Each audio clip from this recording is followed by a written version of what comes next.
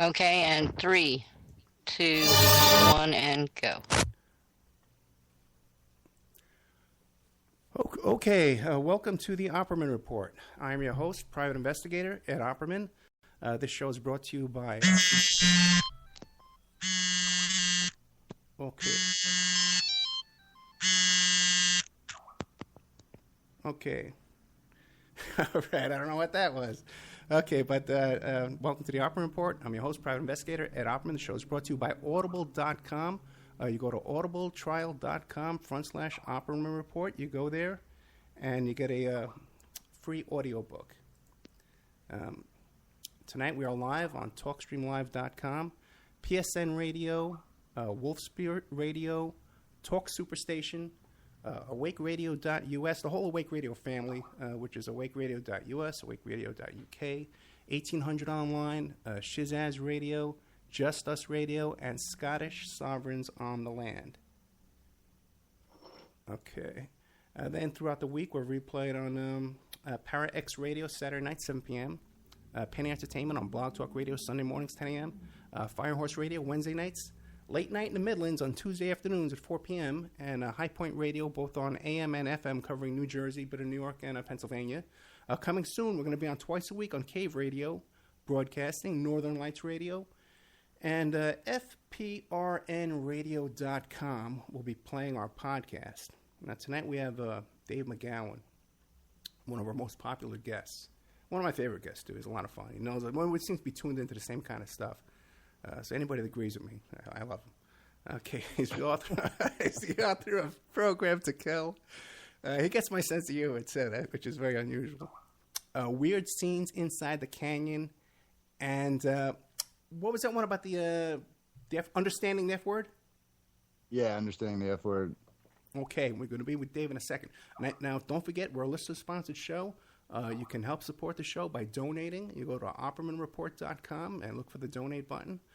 Or you can reach out to us at OppermanReport@gmail.com and send us a PayPal donation.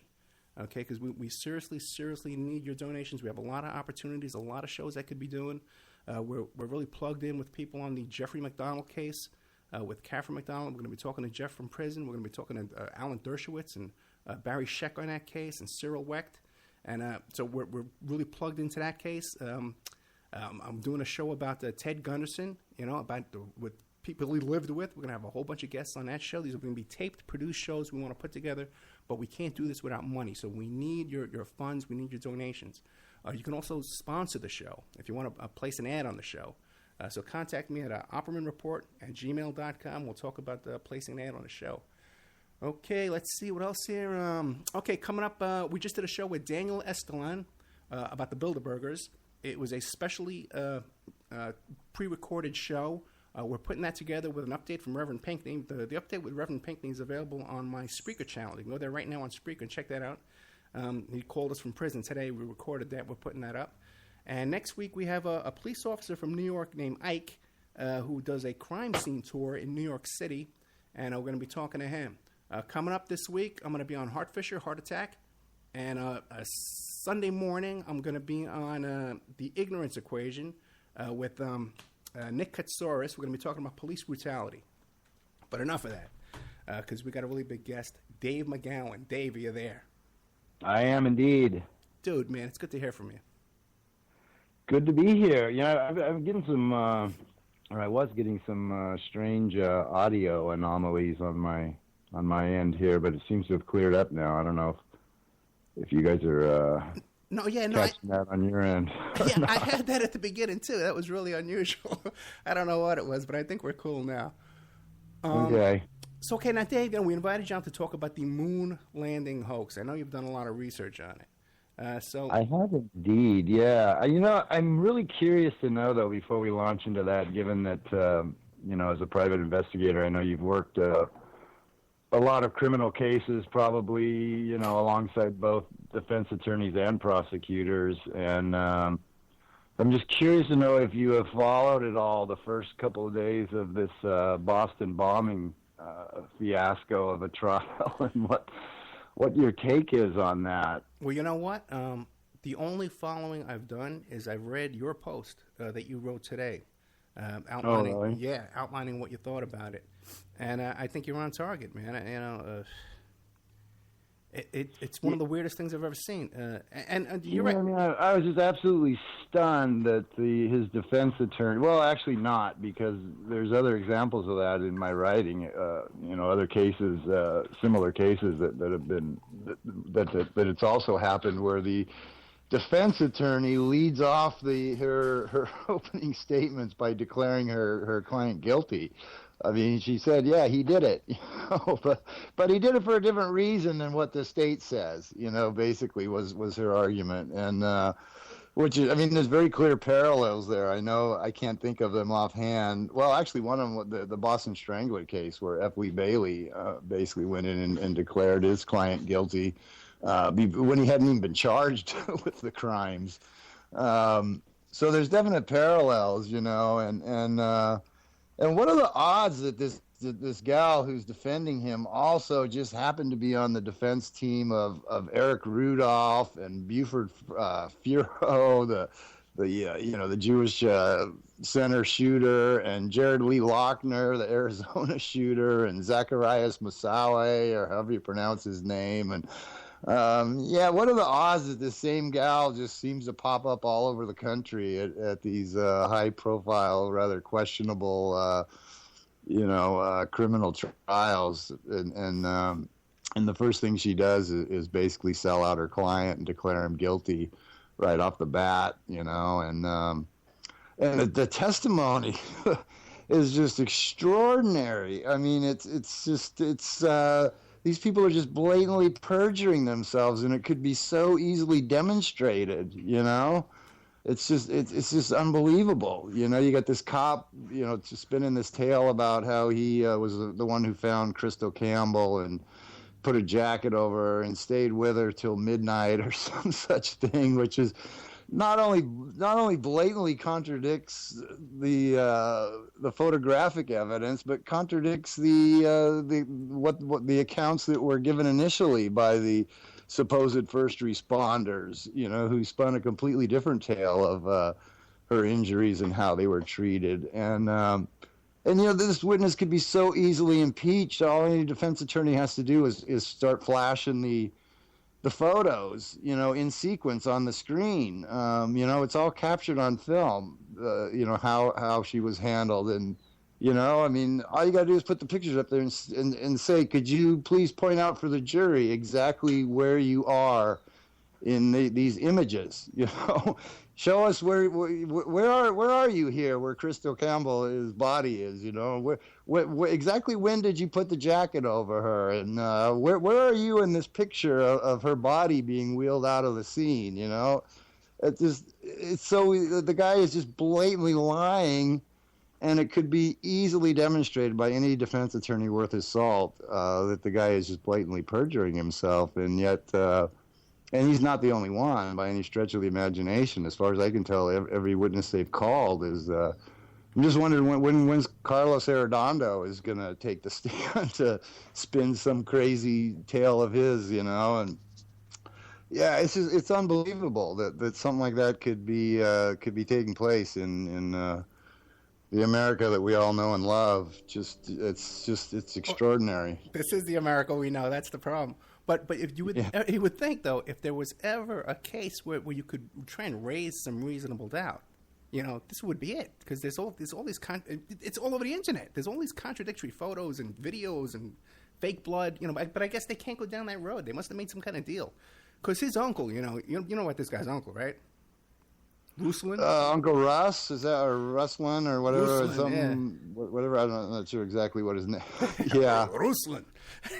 Yeah. Well, you look into his background; it's right in your face, Yeah, I mean, the whole thing just absolutely reeks, and there's just so much. There's such a huge body of photographic evidence that could be presented. That, I mean, the kid's got the best defense in the world, right? It's like, I can't be guilty of this crime because the crime was never actually committed. It's so yeah. It's remarkable. It's just I can't even believe what what?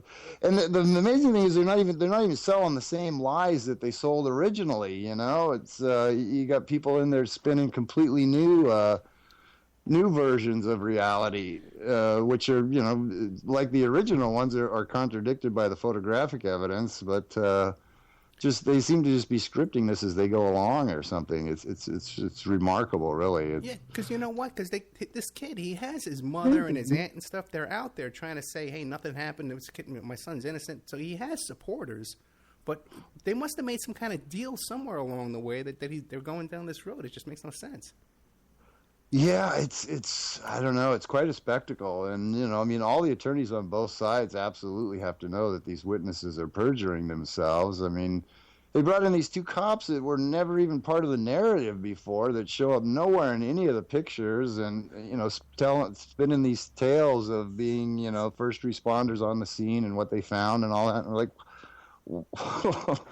you know, what happened to the first responders that they were talking to? You know, what happened to, like, this doctor guy, the supposed doctor, I can't even remember his name now, who, you know, was spinning all kinds of crazy yarns about Bowman and whatnot, and Campbell. And what happened to the, you know, the first responders whose accounts they initially were selling as the truth, and now they're bringing in like totally new people to sell completely new lies. It's just it's amazing. It's just yeah. So anyway, then they have that one-legged dancer writes a public letter. You know, like, you mess with the wrong person. It's very well-timed letter, a very emotional, well-timed and well-circulated, you know, viral letter. That I mean, the whole thing is just wow. It's scary. It's disturbing and scary to think that, you know, not only could they sell this highly dubious event to the entire world, but then follow it up with a trial that is just a complete sham from beginning to end, you know? And it's like, I mean, you know, it's more and more, it just gives you a feeling of powerlessness, you know? And seeing all these cop shooting videos that seem to pop up every other day now, you know? And yeah, it's a scary world out there, you know? I mean, it's like, they can just, you know, they can just, the state can just act with impunity these days, you know. The police can serve as judge, jury, and executioner, and even if you get a trial, there's no guarantee that it's going to be anywhere close to a fair trial, you know. And it's scary. It's getting really scary out there. You know what, man? I agree with you. You know, it is getting scary out there. And you know, we're both about the same age, and it just seems like things are getting steadily worse as we move on every day. And you're right; we have videos, tapes now of cops just, you know, they shoot this homeless guy. The guilt is all over their face, you know. Oh my God, the one in L.A., right? I mean, right, just a few days. That was just unbelievable, man. I mean, the guy's on the ground. He's been beaten. He's been tased. He's got 4 burly cops restraining him. And then just for no apparent reason whatsoever, they all just open fire on the guy. And let's not forget the crime that they responded to was that he tipped over another man's tent. And that's what caused 10 cops to show up and start beating the crap out of people. Yeah, it's just it was unbelievable. And then yesterday there was another one that's barely made the news yet, where the guy's like pulled up to some suspect, and cop didn't even get out of his car. He just opens fire through the window of his car and just shoots the guy dead for no apparent reason. You know, unarmed. I don't know what the alleged crime was, but, you know, it was at the end of a short chase or something. They pinned him down at the end of a cul-de-sac and just pulled up next to him and opened fire, according to the account in the Times today. You know, it's just unbelievable. I mean, you know, how blatant does it have to be before one of these cops gets actually charged with some kind of a criminal offense, or at least loses their job, you know? Yeah, well, just 10 years ago, if they shot someone unarmed, you know, that was something to be outraged about. But now, unarmed means nothing. It means nothing if they're shooting unarmed people anymore, because half of their shooting are unarmed. You know, all they have to do is say, "Well, you reached for my gun." Yeah. he reached for my gun, and that's it. That's all it seems to be all they have to say. He reached for the officer's gun. He was grabbing at the officer's gun, and, Yeah. And that's justification. Yeah. Whether it's even true or not, that seems to be the go-to scenario now that they, So, yeah, I don't know, man. It's yeah, I mean, I think they claim that, and the gal, where was it, the teenage girl, she was like 16 years old or something, sitting in a car with her friends, and the cops pulled up and just opened fire on her through the driver's side window, just shot her to pieces, sitting in the driver's seat of her car.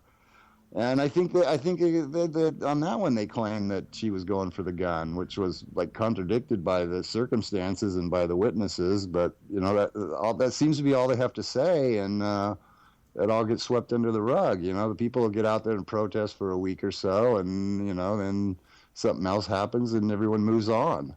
Yeah. Yeah, and I saw your post. You were saying that maybe they're doing this to desensitize us, and to make us frightened. Maybe they are. We don't. You know what I mean? Yeah. Maybe. I mean, it's it's got to have a certain chilling effect on people to see that this going on, how commonplace it's become, and how blatant it can be, and yet still, the cops are backed by the department, and no charges are filed, and And a lot of people support there's them. never, A lot of people. And the other cops around the country see that too. Yeah. I mean, they're seeing that they can get away with anything. Yeah, and people will post on Facebook, "Well, thank God for the police are there to protect us." They have they may not come home tonight. All this crap, Hey. I know. Yeah. Yeah. There's anytime anyone, that they pop up on YouTube or Facebook, there's always strings of comments from people saying, "I don't understand why people just can't respect the authority of the police and follow directions. Right. And none of this would happen. All the guy had to do was follow the orders." And, like, wow, man. It's scary. It's really, we're being driven more and more into to just wholeheartedly supporting the police state and even embracing it. It's it's a scary world. It is. None of which has much to do with the moon landing. But And speaking of world, okay, I'll segue to that. Yeah, because we like to do shows on here, covering historical events and to put them in perspective. And it seems like the moon hoax, which I think just about everybody will agree it's a hoax, especially I've been watching stuff, preparing for the show for the past 48 hours. But it seems like that was kind of the start of this whole thing of the government pulling stuff over on us and being able to get away with it in a really large way. Because the cover-up with the moon hoax is just as bad as the cover-up with these police shootings and this Boston bombing thing.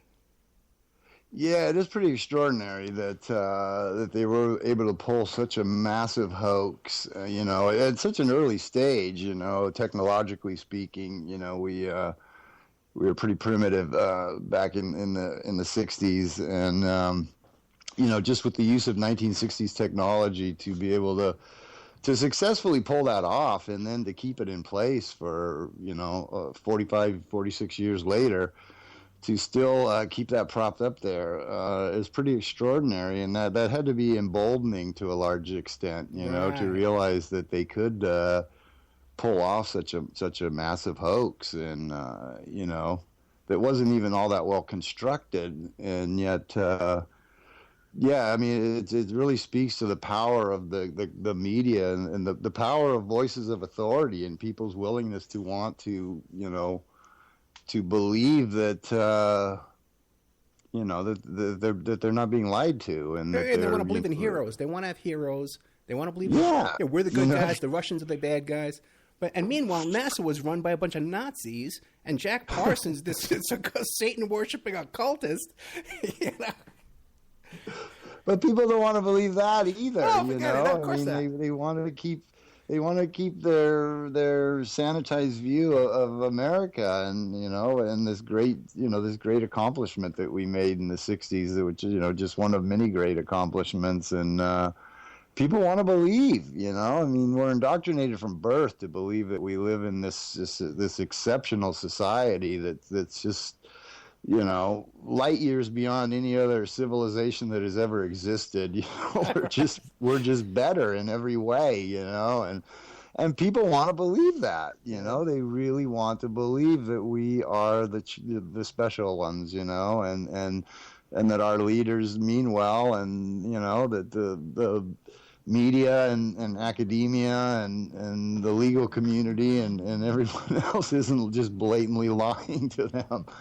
It's funny too, because as soon as you go to Europe the first time or South America, and you meet people from other countries, and they just got that smile on their face, like, "Hey, dude, you're such a fool." You believe you Americans think that you're the center of the universe, we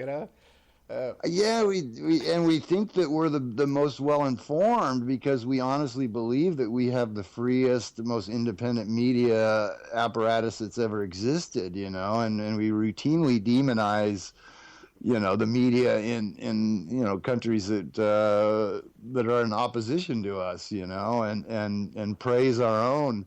And I mean, for years, for decades, we've all been sold the notion that we alone in the world get the true and accurate news, because we have, and by all appearances, we do have this huge, supposedly independent, media, this, massive media conglomerate with, hundreds of TV stations and radio stations and newspapers and magazines and podcasts and just unlimited options for where we get our news. And, so it certainly appears that we do, in fact, have, unlimited choices and access to truthful, unfiltered news stories. But, the reality is something very much different. But again, that's something that people don't really want to believe, don't really want to accept. Now, along those lines, I think there's pretty much two camps. There's one camp that says, hey, we never went to the moon because it's impossible. The Van Allen belt, all that stuff. And then there's the other side that says, well, we have these secret space programs, and we've been to the moon way back in the 50s. And where do you fall in on that? We can't do it, it's impossible, or we have a secret space program? I think it's we can't do it, and I think there's actually probably more than two camps. There's one camp that says that we've never done it and it probably can't be done. There's another camp that says that the early missions were faked because we weren't ready yet and we wanted to make a show of beating Russia there, but that the later missions were successful. And then of course there's the camp that says that all of them were successful and the whole thing was legit. Right. And I pretty much fall into the there's absolutely no way it could have been done in the 1960s, and I don't believe. Well, NASA has acknowledged that it can't be done today, and whether it can ever be done, whether it's within the realm of what we as humans are even capable of, is highly questionable. But there's people that claim not only did we make it to the moon, but that we've made it to Mars and that we have secret outposts on the moon and on Mars and, various other places. And then there's those that claim that we made it to the moon and we're confronted by hostile aliens and warned away, and that's why we've never gone back, because we were told to stay away from the moon and mind our own business. So there's quite a few camps, actually. In regards to various space programs. It sounds like a jamboree. So many camps. Oh my God. Okay, so then lay out your case, man. Okay, we can't do it because it was impossible. So give us an idea. Give us some clues and hints and stuff.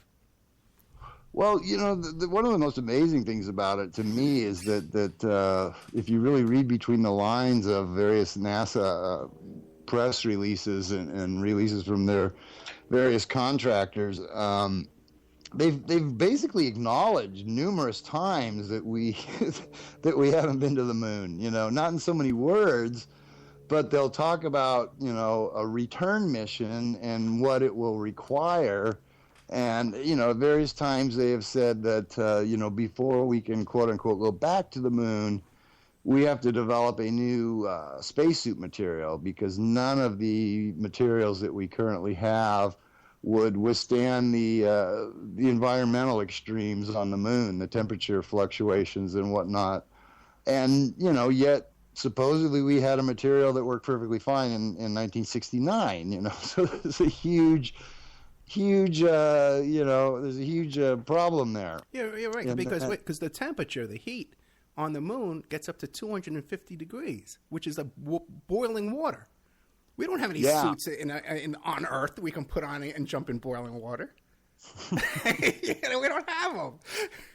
Well, they've acknowledged that. Yeah. They've said that, we need to develop some type of a radiation shield, not just for the spaceships, but for while they're on the moon and working on the moon. And they've, put out artist renditions of these elaborate, shields that would have to be constructed on the surface of the moon in order for our astronauts to stay there for any length of time and work there. And, we didn't have any of that in 1969, but now we need it, and they say, if we were to send back a rover now, it would have to be launched in a separate launch vehicle, it would require a completely separate launch, whereas in 1969, we had no problem stowing 3 astronauts in a dune buggy on the, the landing craft. And, they've talked about problems with reentry that have to be worked out. They've talked about how the lunar dust would be a huge problem, and that they'd have to develop all new technology to maintain a completely dust-free environment inside the landing vehicle. They've talked about these special ports where the astronauts would actually pass sort of where the suits would dock to the outside of the craft with these special portals where they would sort of back into the suits, through the crafts, and then to get back into the craft, they'd have to sort of reverse that procedure, so that the spacesuits never came into the landing craft, because Exactly. They say the lunar dust would just be a huge problem health-wise for the astronauts and for all the delicate electronics and mechanical parts on the, that it would wreak havoc. And yet you had these guys going out in dune buggies, kicking up whole rooster tails full of dust, in these videos, and then tromping back into the landing vehicle just literally covered with dust. And then no problem. Then you go into zero gravity. That dust is going to be everywhere. Thick in the air, in your eyes. It's going to be in your eyes. There's no way you can. That thing is going to be like a snow globe full. Right. And they've acknowledged that. Right. They've acknowledged that would happen now, but apparently in 1969 there was a different laws of physics involved or something, because we had no problem, and. So, there's a whole list of these specific problems that NASA has identified that are now problems, but that we had apparently had easy solutions for in 1969. And yet now, with almost 50 years of technological advancement under our belts, we're saying that we don't have the technology for it, So there's obviously a huge disconnect there. Yeah, it is just so hysterical. Some of these, and like you said, even when I was a kid, the thing with the lunar rover thing, even I could see then when I was 10 years old, I could say, well, how'd they get that thing in and out? How'd they? Yeah. I know, because the first missions they could barely get the 2 astronauts in here. These things were supposed to be, just designed for just a bare minimum of space, enough to hold 2 astronauts. It couldn't even hold the 3rd astronaut. He had to stay up in the command module while the other 2 went down and did their thing. And yet, after the first few flights, all of a sudden, with no changes whatsoever to the launch vehicle or the landing craft, all of a sudden they had dune buggies on board. Wait, and those things cost $60 million a piece. These full-size dune buggies that just yeah, miraculously made it to the moon, like stowed in the astronauts, carry-on bags or something. It's just, yeah, it was just remarkable. And I mean, my interpretation of that is that, they needed to add a little more excitement. It was getting kind of boring. It wasn't holding the people's attention anymore. After the first one, the first couple were very exciting, and the entire country was glued to their TV screen because this was something that nobody had ever seen before. Obviously, this was just amazing. And watching on your little grainy black and white TVs as Neil Armstrong takes his very first step on the moon, 250,000 miles away, and I mean, everybody was just holding their breath, are they going to make it back? Are they, so it really captured the country's attention for the first few flights. And then it just kind of got routine because it just seemed too easy. There were no problems. Everything just seemed to run like clockwork. And so I believe that's why they started introducing other elements like the tragic Apollo 13 that, was supposedly bouncing around out in space for days, and the whole country was holding their breath, hoping and praying that our brave astronauts would make it back, and then they introduced the dune buggies. Okay, they had to spice it up. I want to get to that when we get back. The show was getting boring. Because we got to take a commercial break, okay, my friend. We're here with Dave McGowan, the author of Weird Scenes Inside the Canyon, Program to Kill, and Understanding the F Word. Okay, and I'm going to have links to all these books on my blog, The Opperman Report. We'll be right back after these messages. It's the Opperman Report.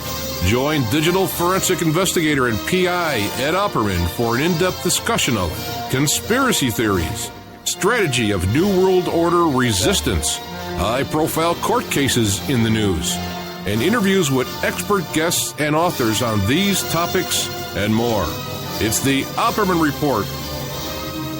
And now, here is investigator Ed Opperman.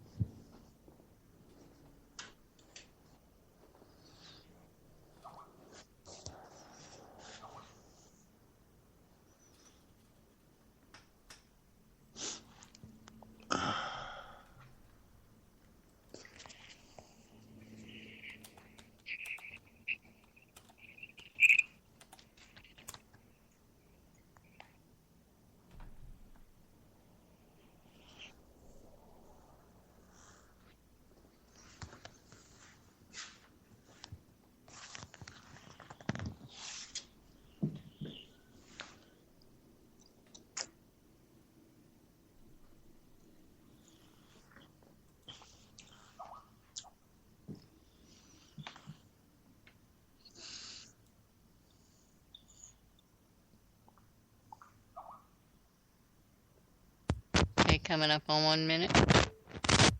Okay.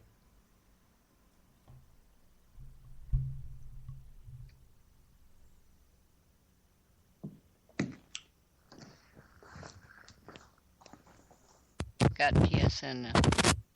Okay, good, good.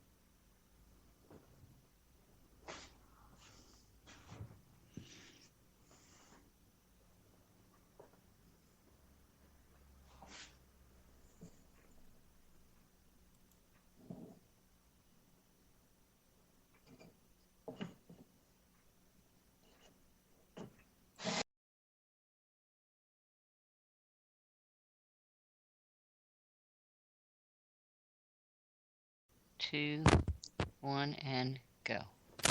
Okay, welcome back to the Opperman Report. I am your host, Private Investigator Ed Opperman. The show is brought to you by Audible.com. Go to audibletrial.com. Get a free audiobook. We got with us tonight Dave McGowan, author of Weird Scenes Inside the Canyon, Understanding the F Word, and Program to Kill. 3 great books that I definitely recommend. There's a whole bunch of Facebook pages dedicated to his work and research. I would encourage everybody to just look that up. Look up Weird Scenes Inside the Canyon. Look up Dave McGowan. And there's a whole bunch of groups that Dave never visits, okay? But we all hang out in there and talk about Dave and talk about his work and like-minded people. And we have some really good discussions in there. I'm in there almost every day. But Dave researches a lot of stuff, and one of these topics is the Moon Landing Hoax. Now, Dave, what came first? The Gus Grissom murder or the Apollo 13 event? Gus Grissom. He was one of the 3 that were killed in the the test, the massive fire in the capsule during the test. Yeah, he's the one. The first one when his capsule came down, it sank in the water. They almost died then. Then he put up the hanger with the lemon on it and said, "This thing's a lemon." And then when he was he says, "How are we going to get to the moon when we can't even talk to each other from one building to another?" And then next thing I know, and his son and his wife, they both think he was killed. Yeah, he was a bit of a troublemaker, a potential whistleblower who seemed to be very skeptical that this project was anywhere near being ready to make a successful flight to the moon. And him and 2 of his colleagues conveniently burned up in a very suspicious fire in the test capsule. That was I don't remember what the cause of it was. Was it too much oxygen in the cabin or some such thing? And yeah, they were conveniently silenced. I believe they were supposed to be they could very well have been the first crew, and their names would have been as well known to us now as like Buzz Aldrin and Neil Armstrong had they played along, but instead they ended up dead and are long forgotten, other than to some of us conspiracy theorists. And then there was also the inspector, the guy who had written up a lengthy report that was apparently very critical of the program, and he turned up dead as well, and his report disappeared and was never to be seen again, from what I recall. So yeah, there were a few suspicious deaths before the first supposedly successful Apollo mission ever got off the ground. And there was a lot of people quit too, right after the first landing. They quit the program. Von Braun quit. That I wasn't really aware of. I did not know that. And you know what, Von Braun, because I did a lot of research this week. This guy was a serious Nazi, man. He wasn't just like, oh yeah, member of the party. This was a serious Nazi. He was next to Goebbels, and had slave laborers working on his V2 rocket program. I mean, this guy had slaves. Yeah, some of these people had a seriously questionable background. The only one who was really well known by the public was Werner von Braun, who was given a spit shine and put out there for public consumption and, endorsed by Walt Disney and whatnot. And, yeah, basically sold to the American people as something much different than what he actually was. But he wasn't even the worst of the lot. There was some really hardcore, hardcore serious Nazis, that ran like the underground slave labor camps that were pumping out munitions at the cost of their workers' lives. Literally they worked them slave labor that they would literally work till they dropped dead. Yeah, and it's interesting how we were talking about Gus Grissom, how when they did that movie, The Right Stuff, they made him out to be kind of a clown, and he was kind of a screw up. He screwed the pooch. That's what they kept saying in the movie, And then for the Apollo 13 movie, who do they roll out? Tom Hanks. He's not a suspicious character, is he? Yeah, good old Tom Hanks, good old beloved Tom Hanks. He's just got that, that squeaky clean, all-American, wholesome image. He certainly wouldn't. Certainly, he certainly couldn't be, selling us anything other than the truth, right? Ron Howard's involved in that. Yeah, Ron Howard. Yeah. We grew up with Ron Howard, for crying out loud. Man. On the Andy Griffith Show. We've known Ronnie since he was a little kid. That's so right. he's almost like family, right? Paw. So yeah, it's right, Paul. And then Kevin Bacon, right? Kevin Bacon. He's a trustable guy, right? Oh yeah, well, I've for years people have told me that I resemble Kevin. I get that a lot. Not as much lately. I guess we've grown apart as we've gotten older. But I used to get it a lot. People say, hey, you look a lot like Kevin Bacon. Okay, if you say so. Yeah, Kevin Bacon is apparently my doppelganger. We're about the same age, like same height, weight, build. And but not as much so anymore. But yeah, yet again another great all-American guy, and it's these people are as American as apple pie. So why question what they're selling us, right? Yeah, even when it's so completely ludicrous, Hey, what do you think of the Stanley Kubrick theory? I don't know what to make of that. It's certainly credible. I know there's a lot of people that promote it, and it's not at all beyond the realm of possibility. And of course, he was working with those same kind of special effects in those days with the 2001: Space Odyssey, very groundbreaking film at the time, and. It's not at all beyond. There's picture. There's a picture of him like in England walking with some NASA people, and he apparently was consulted and whatnot, and it's not at all beyond the realm of possibility. I haven't seen any hard and fast evidence where I would say absolutely he was directly involved, but it certainly can't be ruled out. And he obviously had some concerns later on in life because he moved to a home that had a moat around it. Yeah, and I mean his movies have been analyzed to pieces, for symbolism, especially The Shining, and and then there's a whole controversy over the Eyes Wide Shut, and was he making a movie that was going to spill the beans, and then he got offed, and it ended up being re-edited by. Who was it? Spielberg or something? I don't even remember who re-edited it.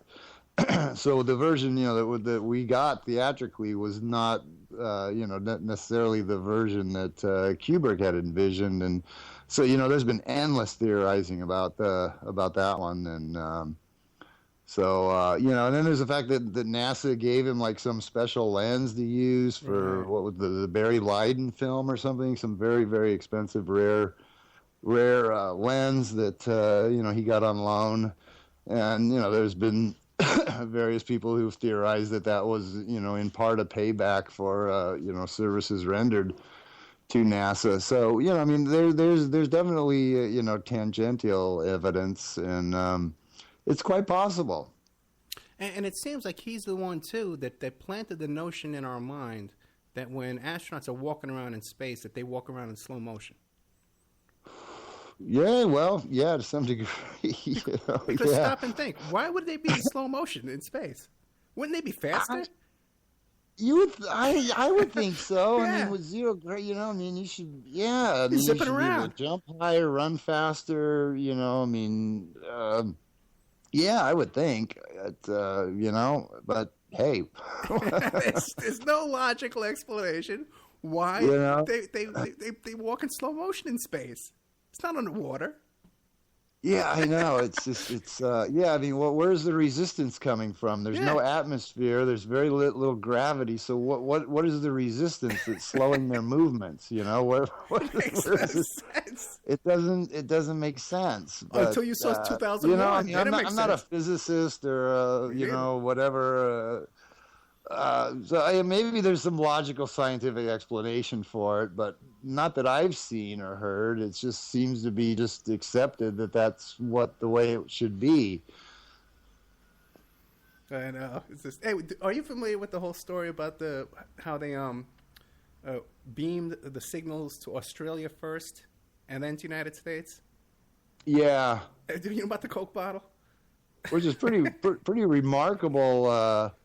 Pretty remarkable technology for the 60s, really. That, I mean, we could beam a live TV signal 250,000 miles back home, you know, without a glitch. That's, I mean, you know, I can't even, they can't even, you know, I can't even hold a cell phone call nowadays to somebody around the block. But, you know, in those days, they had much better technology, apparently.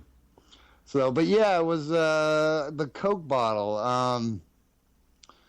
It rings a bell. Yeah, I mean, wasn't it like some of the people who saw the original footage said that a Coke bottle rolled across That they kicked the scene in one of bottle in the across footage or something? Yeah, I was watching it today, and there seems to be quite a few people that saw it. So who knows, right? Who knows? But There's no actual footage of it, right? It's just No. the people who say that before it was, you know, whatever they did to it before they transferred the signal or whatever, that in the original footage there was a Coke bottle. Yeah. Is that basically? Yeah, that's what I thought. Yeah, so you know, it's hard to say. You know, I mean, yeah, I don't. You know, without personally interviewing the witnesses and seeing just what kind of people, you know, if they're still even alive. Yeah, I don't know. It's hard to say. I mean, that's again, it's possible that they did, and you know, I don't know. Maybe maybe Coke was already established on the moon. Yeah, there in the you go. Right. 1950s. You know, they've got some marketing savvy. You know, they're all over the world. So why not conquer the moon, right? Yeah, I know.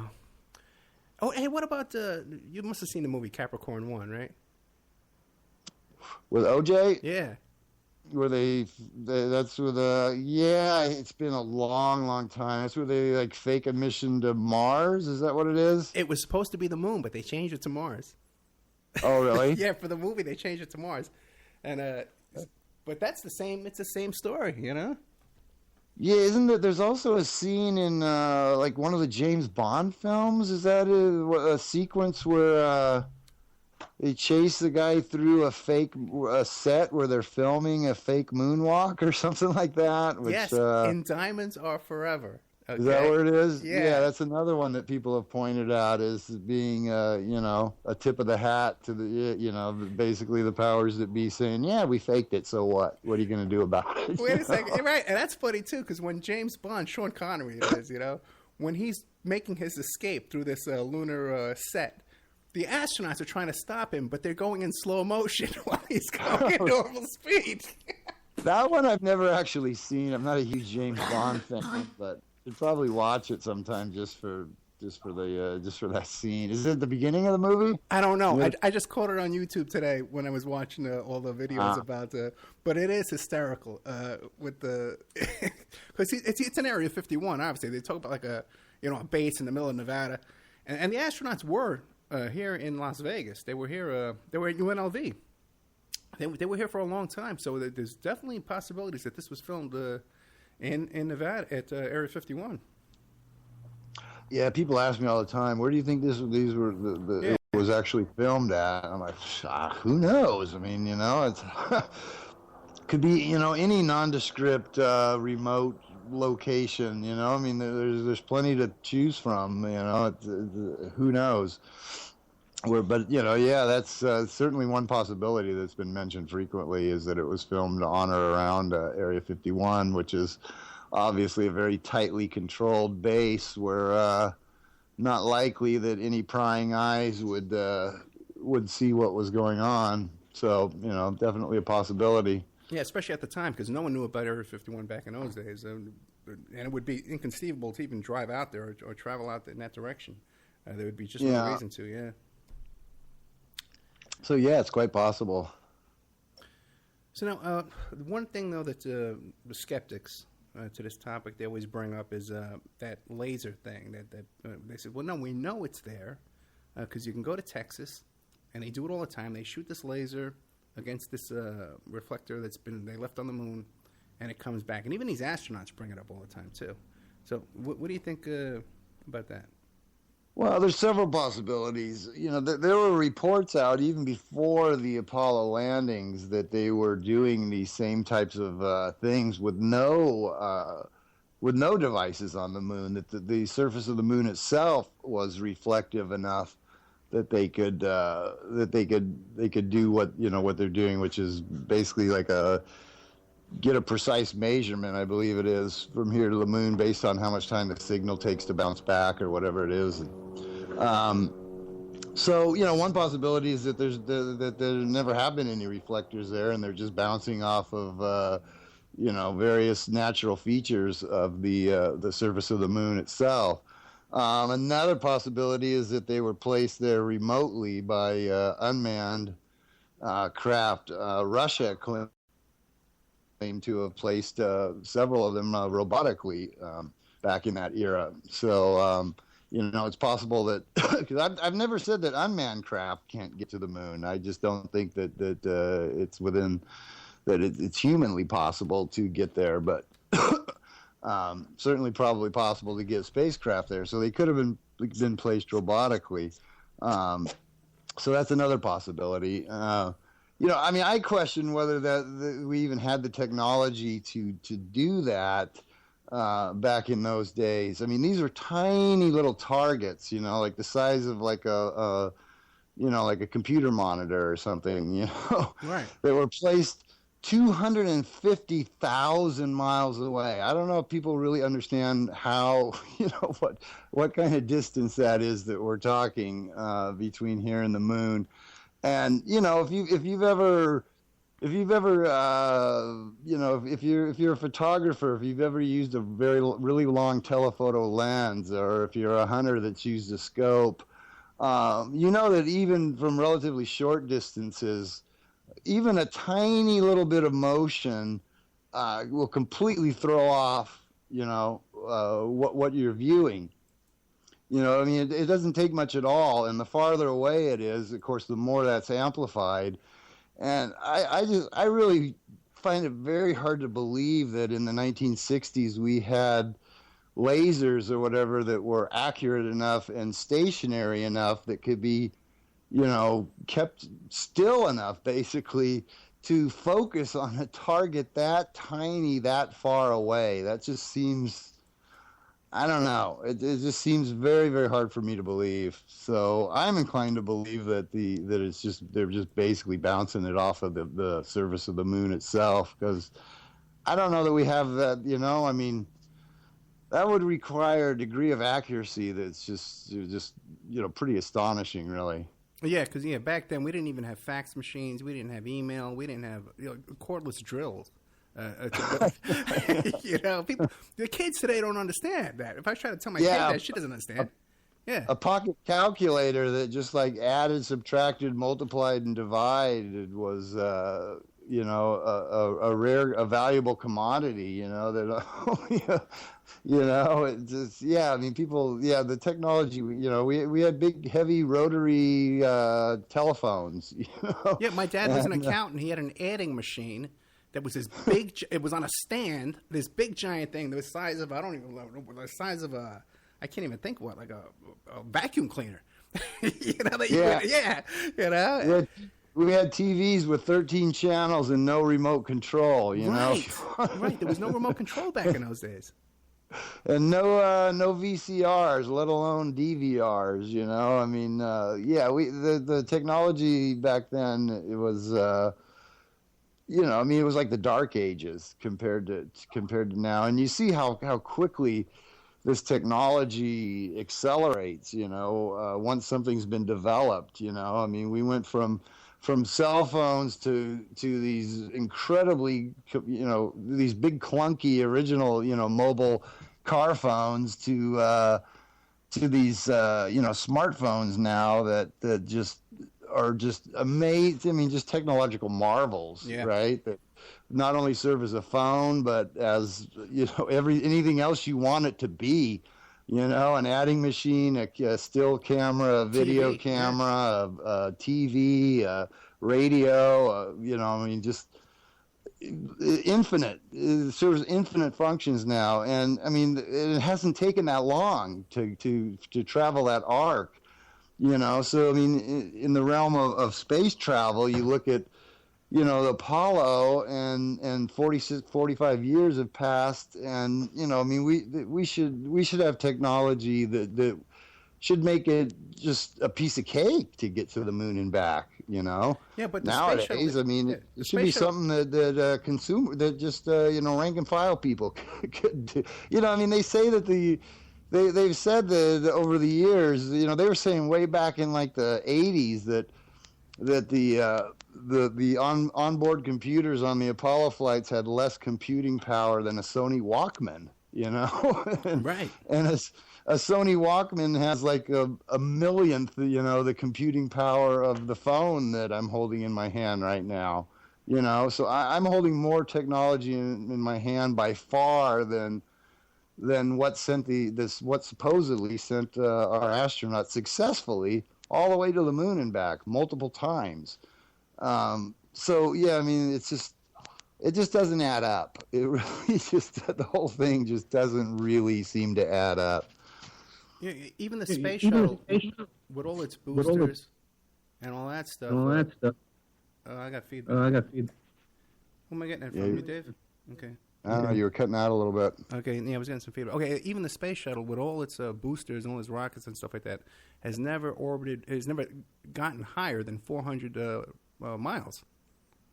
Yeah, you know, that's the thing that a lot of people don't understand, right, is what a huge leap it is from what we do now to what we supposedly did in the 60s. You know, people look and say, well, what's the big deal? You know, we put people into orbit. We can put us, you know, we have a fully functional space station. We have the Hubble telescope. We have, you know, the space shuttle. Well, we did have the space shuttle programs, you know, and you know, what's the big deal? You know, what's the big difference between that and going to the moon? Well, it's a huge difference, because none of those things have ever gone more than like 300 or 400 miles from the surface of the Earth. You know, none of them. Not the Hubble telescope, not the space station, none of the space shuttles. They've never left low Earth orbit. And they have a huge failure rate, too, as well. And they have a huge failure rate just doing that, right. Exactly. Okay, and yet the Apollo flight supposedly went all the way to the moon and back, 250,000 miles, you know? And a little tin can. So yeah, on one tank of gas. So, you know, to say, well, you know, what's the big deal if we can launch space shuttles and this and blah, blah, blah, blah, blah, why couldn't we send them into the moon?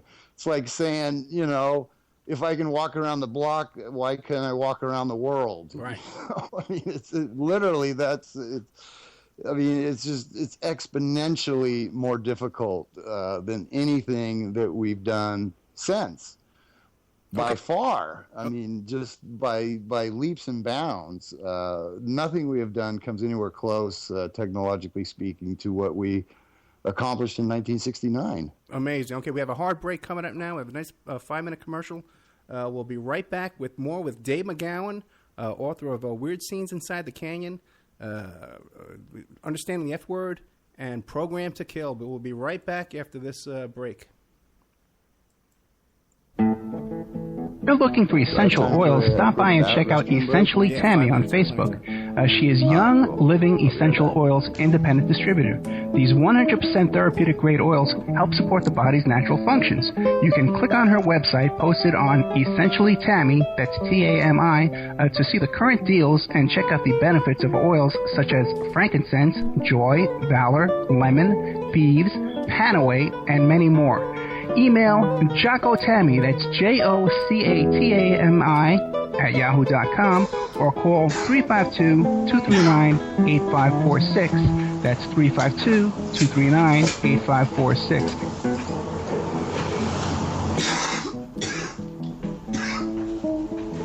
Hey, don't forget good old Amanda at Pacific West Bamboo.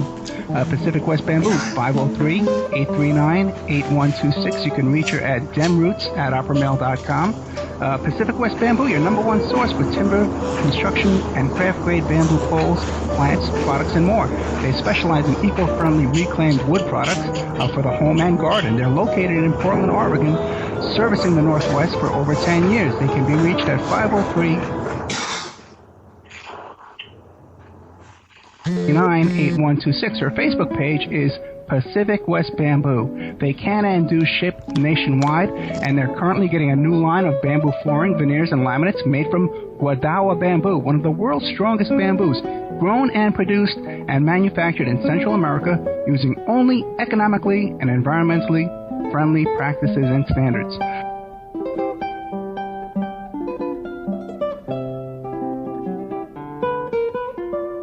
Good old Mike Ray at infinityhomeplans.com. Check out Infinity Home Plans and Design Services, your resource for 3D and 2D draftsman services. They offer a multitude of products, including stock home plans, 2D digital drawings, 3D models, renderings, and more. That's infinityhomeplans.com.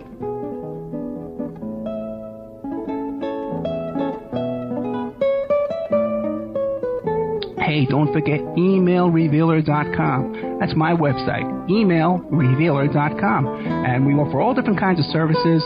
Current place of employment locate. Let's say you're trying to locate where your ex-husband or your ex-wife is working so you can collect on child support. You contact us, we can locate their place of employment for you and help you collect on that child support. Let's say you think that your husband or your wife is cheating on you. Give us their email address and we can trace it back to online dating websites and dating services. So we have a multitude of services on emailrevealer.com.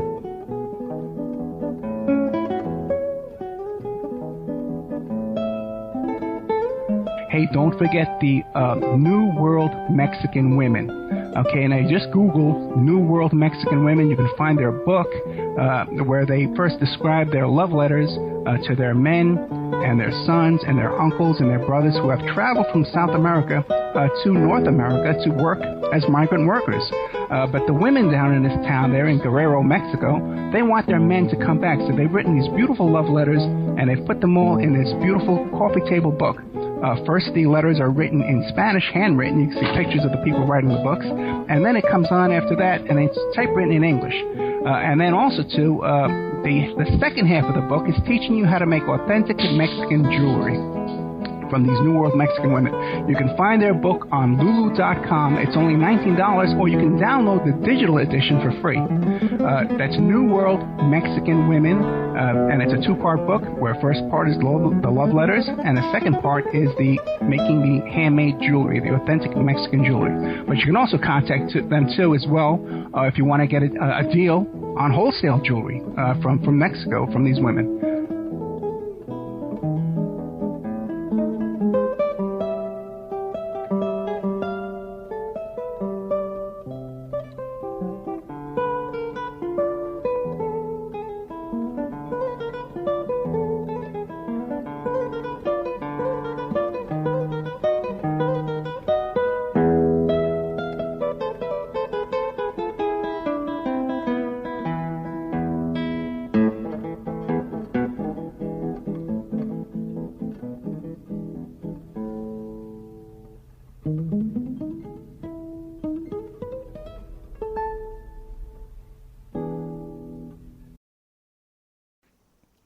Okay, welcome back to the Opperman Report. I am your host, Private Investigator Ed Opperman. The show is brought to you by Audible.com. Go to audibletrial.com patreon.com/Opperman Report. Get a free audio book and help support the show.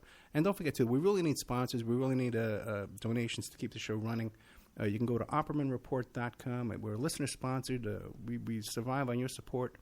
You can click on the donate button over there, or you can just send a PayPal donation to OppermanReport@gmail.com. Also, like right now, we're like number 5 on TalkStream Live.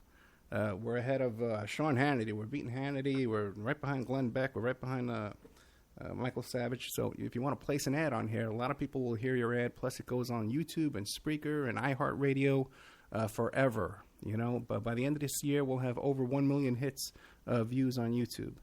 So if you want to get your ad on there, you can get in on the ground floor, and a year from now, 1 million people will hear your, supposedly, however that works. But we're here with Dave McGowan, author of Weird Scenes Inside the Canyon, Understanding the F Word, which is Fascism, and Program to Kill. Dave, what do you think about these trips, these unmanned trips we're taking to Mars with this Mars rover and stuff like that? Do you buy that? It's pretty questionable, isn't it? Yeah, I don't know. And the asteroid one was the one where we supposedly landed some probe on some remote asteroid or some type thing. No, well, I think we actually sent Clint Eastwood up there and a couple of those guys that landed on the asteroid, didn't we?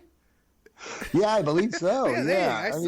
I mean, one question that comes to mind is why? Why put so much effort and money and research into such a curious project of landing on this, random interplanetary body out there? And from what I remember, it took like years for the thing to get there, and just seems kind of unlikely that the thing would actually, perform properly for the amount of time that it would take to even get there before they even got to the landing and testing and whatnot. And I mean, wouldn't the technology be like already obsolete by the time the thing even got there, And I don't know. It just seems very questionable to me that.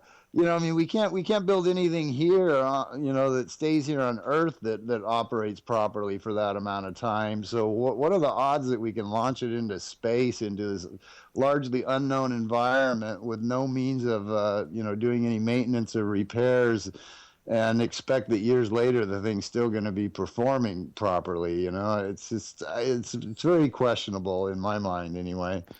Yeah, and they had that Mars rover that was up there, then it stopped working, and then suddenly, it almost looked like it had been wiped with a Kleenex, like with a Windex. Yeah, what is going on with this? NASA's insane. And they lose stuff. They lose records, they lose photographs, whole archives of stuff. Well, that's another amazing thing, Yeah. For my entire life, well, not my entire life, because I was, 9, I think, when the first one supposedly successfully landed. But ever since then, it's been beaten into my head and into everybody else's that this was the single greatest technological achievement of the 20th century. Just this huge scientific landmark event, landing men on the moon. Nothing like that had ever been done before or since, and it was just this huge. The single greatest technological achievement of the 20th century. And you would think that being the case, that every artifact connected to that would be very carefully preserved and cataloged and stored somewhere in a temperature-controlled vault or in the Smithsonian or whatever, under heavy guard and lock and key and, preserved for posterity, right? But yet what we find instead is that NASA seems to have lost like everything. If you go looking for the plans for the launch vehicles, we don't have those. The original tapes, seem to have lost those. The telemetry tapes, those seem to have gone missing. The majority of the moon rocks, it's just on and on down the list. It's which is very convenient, because if those technical specifications and drawings and original, all that original, paperwork or whatnot was in existence, you would think that a, modern, 21st century scientist could look at those and determine whether these various components of the mission actually had the capability of doing what they were supposed to do, or whether they were just, stage props, basically. Yeah. But we can't do that because, none of that information is available for review very conveniently. Yeah, it turned out some of those rocks turned out to be fake, too. They were on display in other countries. They weren't even real. Yeah, a little embarrassing for NASA when their moon rocks turn out to be pieces of petrified wood that they don't even blush. They don't blush, proudly displayed for decades. Yeah. As moon rocks. There's not even an apology. There's no press conference. There's no investigation. There's nothing. It's funny because we came up with the expression from this. If you can land a man on the moon, we can put a man on the moon, but you can't do this, right? But you know what? Supposedly we could land a man on the moon, but we couldn't land those same guys back on Earth. They had to come down in a parachute and land in the middle of the ocean. They had to splash land in the middle of nowhere. And I can remember being a kid. I was like 6 years old, watching this and saying to my mom, "But Mom, one time too they couldn't even find it. It was like 5 hours they were looking for this thing." And I said, "But I don't understand. Why can't they find it? It went all the way to the moon. It met up with the LEM, the rendezvous back, in the middle of space." And she says, "Oh, you don't understand. The ocean's really big." I said, "It's no space. The moon is big." It's insane. And all of them, of course, landed safely in the ocean. We never had one miss and, crash land into the, Arizona desert or anything like that. They all landed perfectly into the ocean, safely into the ocean, of course.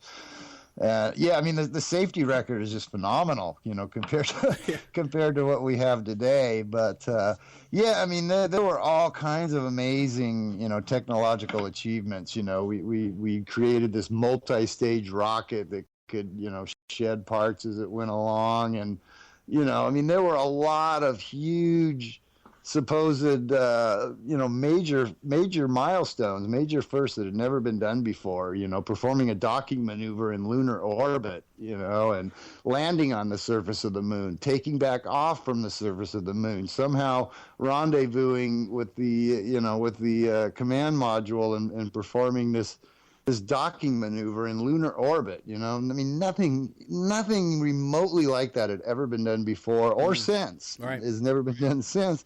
But yet we couldn't. When we got all the way back from doing all these amazing things, we just dumped the guys into the ocean with a parachute. I never thought about that actually, but that is kind of funny. Because I'll never forget, we couldn't find them. There was one time and I said, "How could we not find them? Like, why is it taking so long?" Oh, you know what else, man, blew me away too? Have you ever seen the videos of when the Russian cosmonauts come off their out of their spacecraft? They land their thing, right? And they put them on beach chairs right there out in the open. And they sit them down on these beach chairs. They can't even stand up. They're like, they're like limp. And then they start fanning them like with a notebook to give them air, So like, how could our guys be landing after going all the way to the moon and back? And they come strutting out of that, out of that little pond, like nothing happened. And they look like movie stars, right. I mean, in some of the earlier, tests where, people had spent like a few days in orbit or whatever. And, these are conditions where, hygiene is not something that's real easy to tend to, It's, I would think just relieving yourself would be, a difficult proposition, let alone, brushing your teeth or combing your hair or shaving or you can't shower or bathe. And right. I mean, this is like spending a week on Survivor or something, and yet they come back and they're like television ready. They're rested, they're refreshed, they're fresh scrubbed, they're well groomed, and these don't look like people that just crawled out of a cramped space capsule that they spent, an extended amount of time in. It's just, it's Yeah, it doesn't quite fit. Just think wearing that suit for 3 days and that backpack and that helmet, and the gloves. Just doing that, you would need twice the amount of food and water that you'd have here on Earth walking around. How could we pack all that much? Well, they had Tang. I'll give them that. They had the Tang. Of course, that got them a little further along. But, how could you pack all that food and water for 3 days for 3 men under those kind of conditions with the batteries and the... I know. Yeah, just the power supply to keep everything running. Just the sheer number and weight of batteries that would be required to keep all of these, not only the spaceship, but all of the life-sustaining functions, temperature control and, oxygen control and food. Yeah, and I mean, just, the quantities of food and water and, just all kinds of things that they would have, spare parts and, tools and stuff. Because if something goes wrong on the spaceship, you can't pull out the phone book and call the local repairman to come and fix it, So you got to have everything conceivable for every possible emergency situation, for every possible contingency, as well as just the basic life-sustaining functions, the basic things that humans need to survive in that environment. Is a lot to put on the tiny little capsule that barely holds 2 men and also happen to have room for a full-size dune buggy. They cost $60 million. At a time when cars didn't have seatbelts. We didn't have seatbelts back in those days, We didn't have car seats. You put your baby on your lap when you rode in the car, in the front seat. It's mind-boggling. They claim that they designed this thing to be so lightweight and compact that it basically folded up into the size of a piece of luggage. And then when they got there, you just sort of wave your magic wand and it unfolds into a full-size dune buggy. But I mean, as I've commented in my post, if we had that technology in the 60s, then why aren't we all carrying our cars into the office today? We should be able to just carry our cars around in a briefcase and pop them out anytime we want, right? I mean, if they had that amazing technology, almost 50 years ago, then somebody should have picked that up and ran with it. Obviously, Well, it's interesting. In my research, I saw today that the batteries that they had on the dune buggy wouldn't even operate in those temperatures, and neither would the battery that they had in the cameras. They had regular D-cell batteries in the cameras. There's regular batteries off the shelf, so there's no way they're going to operate in 100 degrees below zero. Yeah, there's a lot of questions. About the camera and the film. Right. I mean, how would the film survive the radiation levels and the temperature extremes to create this perfect photograph, this perfect photographic record that we had? Because not only were all our astronauts just awesomely brave and heroic, but they were also all just damn good professional photographers. You got to give it to these guys. I mean, they were sent there under the most unforgiving circumstances imaginable, where you're struggling just to stay alive, to get food and water and whatnot, and you're in this bulky spacesuit with a helmet on and a visor. Your vision is restricted. You're wearing these heavy padded gloves. And somehow or other, you have to operate a fully manual camera, which is another thing people don't understand. We keep going back to the technology, the dark ages of technology in the 60s, and I'm sure a lot of people who are used to just pulling out their camera and tapping on the screen and taking perfect pictures don't understand that that wasn't possible in the 1960s. Everything had to be adjusted manually. The exposure, the aperture, the shutter speed, it had to be manually focused, and which was not easy to do, even to the degree that these guys did it, where virtually every frame is perfectly framed, perfectly exposed, perfectly focused. It's just extraordinary. To think that they could have gotten that quality of photographs working under those conditions when they weren't even professional photographers. They were astronauts who were just doing that as a side thing, supposedly. And yet just phenomenally talented photographers. You got to hand it to them. and professional lighting too. There was all kinds of really artistic lighting done. Yeah.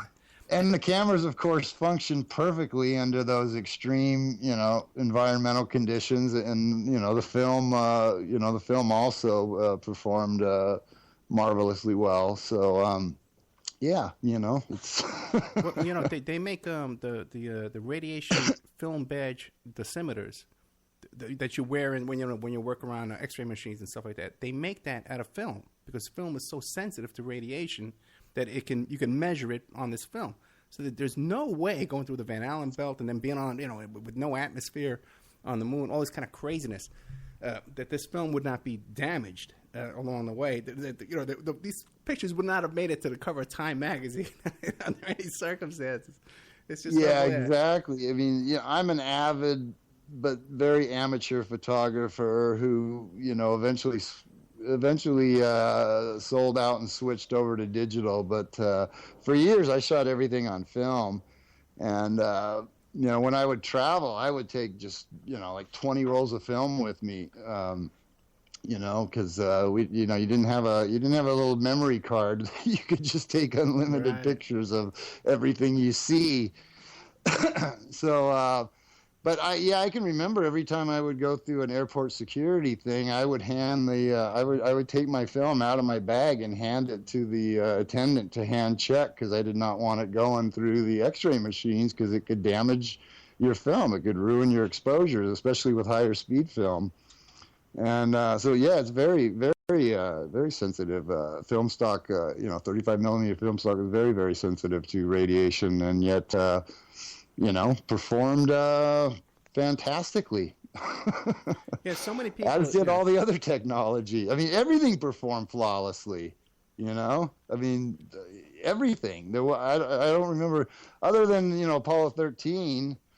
And even then, everyone made it back alive. It was a happy ending. It just, it was extraordinary how good our technology performed. Which again raises the question of, so why, when we talk about going back to, quote unquote, going back to the moon, are they constantly talking about reinventing the wheel, when this stuff had a far greater safety record and much better, performance record than what we produce now.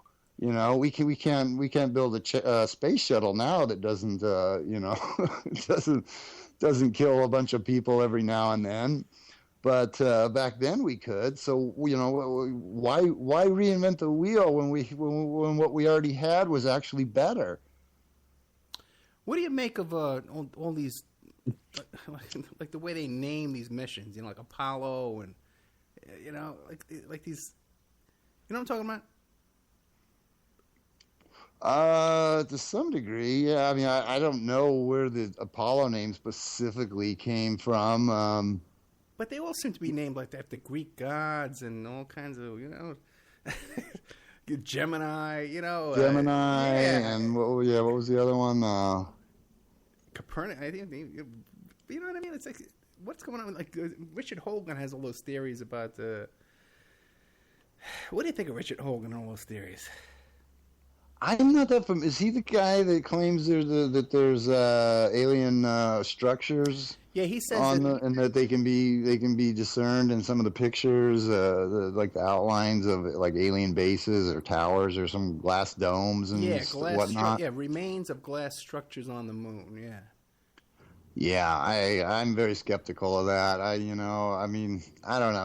Like as we said from the beginning, that's one of the prevailing theories out there is that we did make it, and that we encountered hostile aliens who warned us away, and that's why we've never gone back. But to me that seems pretty convenient rationalizing of why we've never repeated that amazing feat, some 50 years later.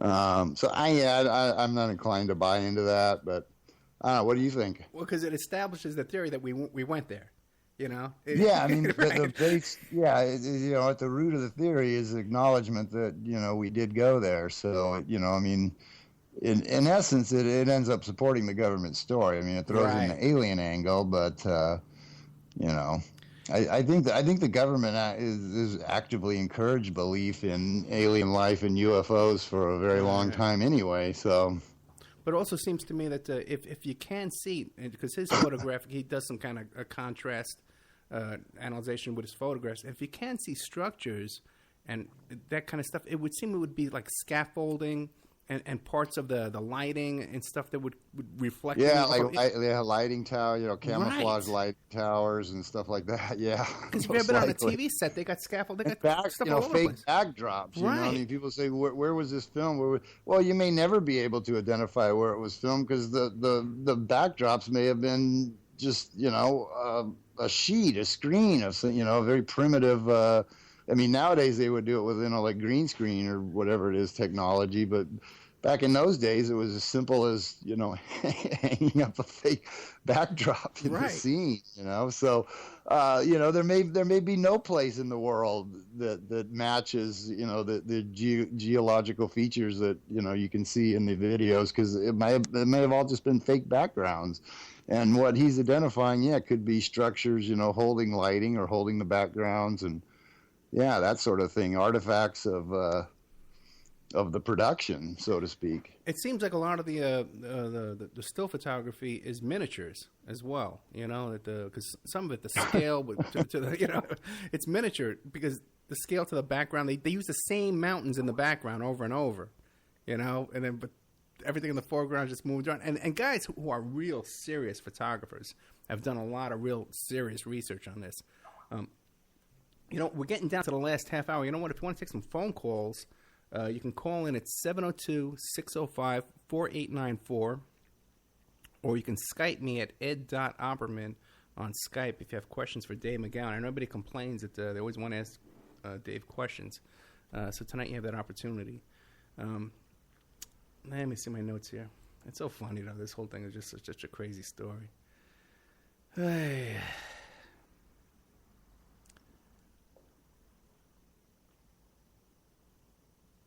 Yeah, what about the whole thing about no stars in the background? Yeah, that's another huge anomaly in the photographs is, the presence of no stars whatsoever. And despite the fact that, we've been kind of led to believe that given the lack of atmosphere and the no light pollution, Right.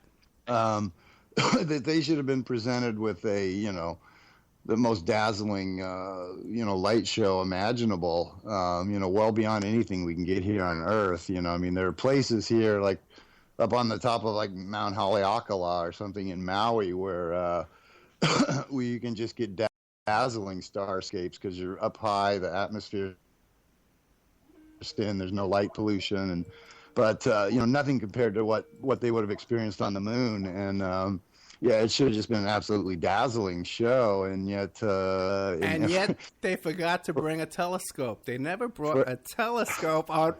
They brought the Tang. They had the Tang with them. They had the go-kart. They had their, all that fun stuff. By the way, too, there's videos, too, man, of these astronauts lifting up their gold screens off their face. Oh, really? Yeah. Now, what the hell is that? That's true. Yeah, no, that's another thing. They shouldn't have. They definitely should not have been able to do that. But it's the more you look at it, the more anomalies you can find, and at some point, it just almost becomes like laughable, except for the fact that so many people still, cling to it. And where'd all that money go? You know what I mean? It was a ton of those go-karts, man, were $60 million a piece. Me and my friends, I remember when I was a kid, I was 15 years old, we chipped in, we bought a go-kart, it was $99. And it worked great, man. It was even smaller and easier to get up on that in the shuttle. But it wasn't a moon buggy. No, it wasn't. No. But we did drink Tang on it. We put a little vodka in our Tang. I'm sure we did. Listen, we got a break coming up. We're going to have a nice long 5-minute break. You can go get a smoke or whatever, go to the bathroom. We're joined by Mike Gray from Parlay. He's a radio show host from Parlay on CJMars.com. Going to be coming up on Thursday nights.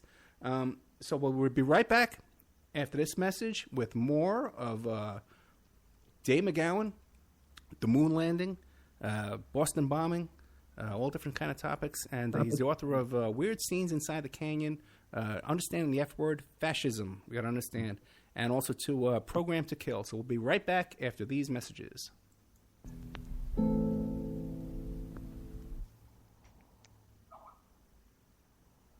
We clear? No, because if they can hear us, I don't know if I'm playing this. If you're looking for essential oils, stop by and check out Essentially Tammy on Facebook. She is Young Living Essential Oils Independent Distributor. These 100% therapeutic grade oils help support the body's natural functions. You can click on her website posted on Essentially Tammy, that's T-A-M-I, to see the current deals and check out the benefits of oils such as frankincense, joy, valor, lemon, thieves, panaway, and many more. Email Jocko Tammy, that's Jocatami @yahoo.com, or call 352-239-8546. That's 352-239-8546. We're number 1, 2, 3. Savage has a big audience, huh? Hey, don't forget good old Amanda at Pacific West Bamboo. Pacific West Bamboo, 503-839-8126. You can reach her at demroots@oppermail.com. Pacific West Bamboo, your number one source for timber, construction, and craft-grade bamboo poles, plants, products, and more. They specialize in eco-friendly reclaimed wood products for the home and garden. They're located in Portland, Oregon, servicing the Northwest for over 10 years. They can be reached at 503-839-8126. That's 503-839-8126. Her Facebook page is Pacific West Bamboo. They can and do ship nationwide, and they're currently getting a new line of bamboo flooring, veneers, and laminates made from Wadawa bamboo, one of the world's strongest bamboos, grown and produced and manufactured in Central America using only economically and environmentally friendly practices and standards. Dave McGowan. Mike's a regular caller. He's a sponsor of the show from InfinityHomePlans.com. Hi, Dave.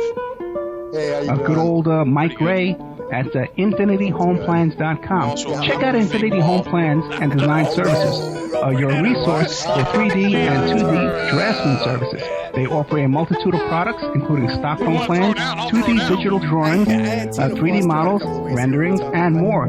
That's InfinityHomePlans.com. On fucking Saturday Night Live, it just sucked ass. Jesus Christ. See, they agree with that. Hey, don't forget emailrevealer.com. That's my website, emailrevealer.com. And we offer all different kinds of services. Current place of employment locate. Let's say you're trying to locate where your ex-husband or your ex-wife is working so you can collect on child support. You contact us, we can locate their place of employment for you and help you collect on that child support. Let's say you think that your husband or your wife is cheating on you. Give us their email address and we can trace it back to online dating websites and dating services. So we have a multitude of services on emailrevealer.com. Go-kart, the Moon golf cart, or whatever you want to call it, was hung on the lens. Hey, don't forget the New World Mexican Women. Okay, and I just Googled New World Mexican Women. You can find their book where they first describe their love letters to their men and their sons and their uncles and their brothers who have traveled from South America to North America to work as migrant workers. But the women down in this town there in Guerrero, Mexico, they want their men to come back. So they've written these beautiful love letters and they put them all in this beautiful coffee table book. First, the letters are written in Spanish, handwritten. You can see pictures of the people writing the books. And then it comes on after that, and it's typewritten in English. And then also, too, the second half of the book is teaching you how to make authentic Mexican jewelry from these New World Mexican Women. You can find their book on Lulu.com. It's only $19, or you can download the digital edition for free. That's New World Mexican Women, and it's a two-part book, where first part is the love letters, and the second part is the making the handmade jewelry, the authentic Mexican jewelry, which you can also contact them too as well if you want to get a deal on wholesale jewelry from Mexico from these women. Yeah. Now, We're you coming see up on about 30 seconds. I was going to mention that too, yeah. Also, there was no noise during the landing. There was no noise during the takeoff. They're all calm. 30 seconds. 12 feet. All right. yeah, like it's nothing. Okay, and just about ready. And 3, 2, 1, and go.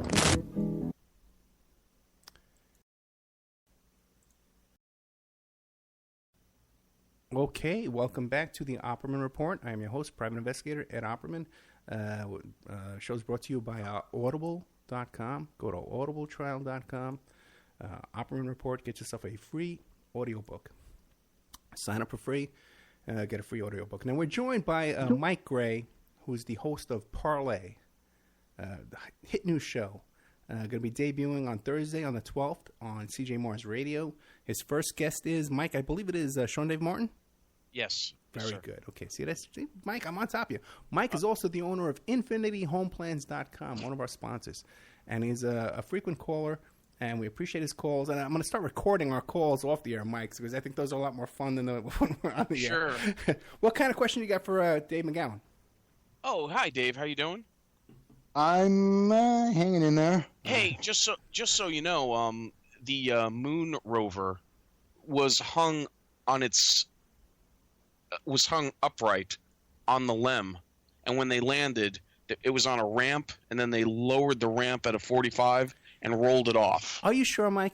Yes. It was not. It was not in the vehicle. It was put on a ramp that was upright against the LEM. It's in the pictures, or in the what do you call the technical manuals, the technical specs.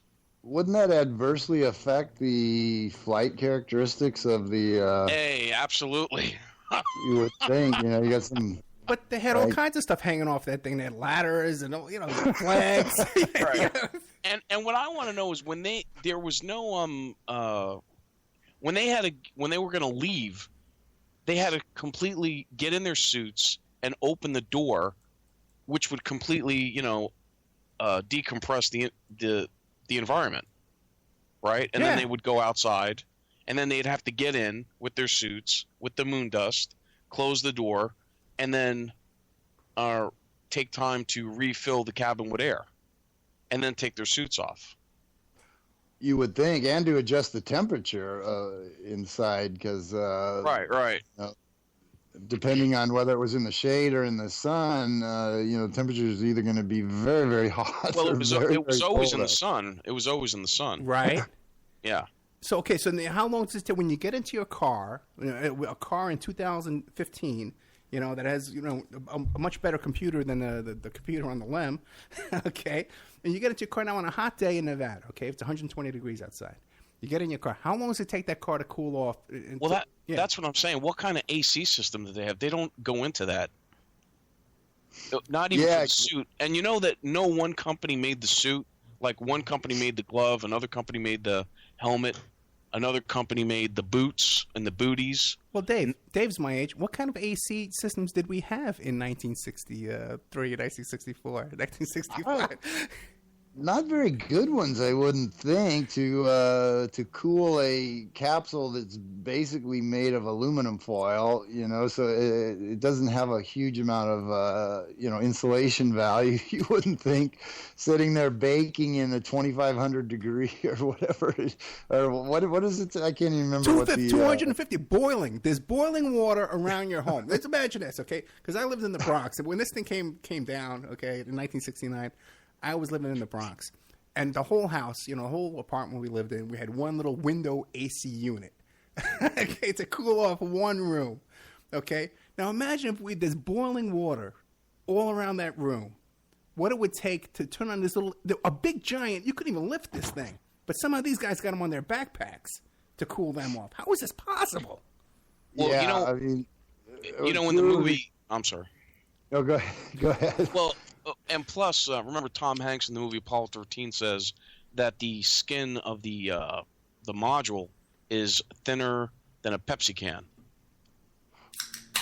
Yeah. They said that there are reports, published reports of that workers had to be very careful when they were working on the interiors of these, because if they dropped a tool, it could literally just pierce its way right through the skin of this capsule. So, you know, I mean, how well insulated can that thing be sitting in the blazing sun at, you know, some ungodly temperature? And I mean, how many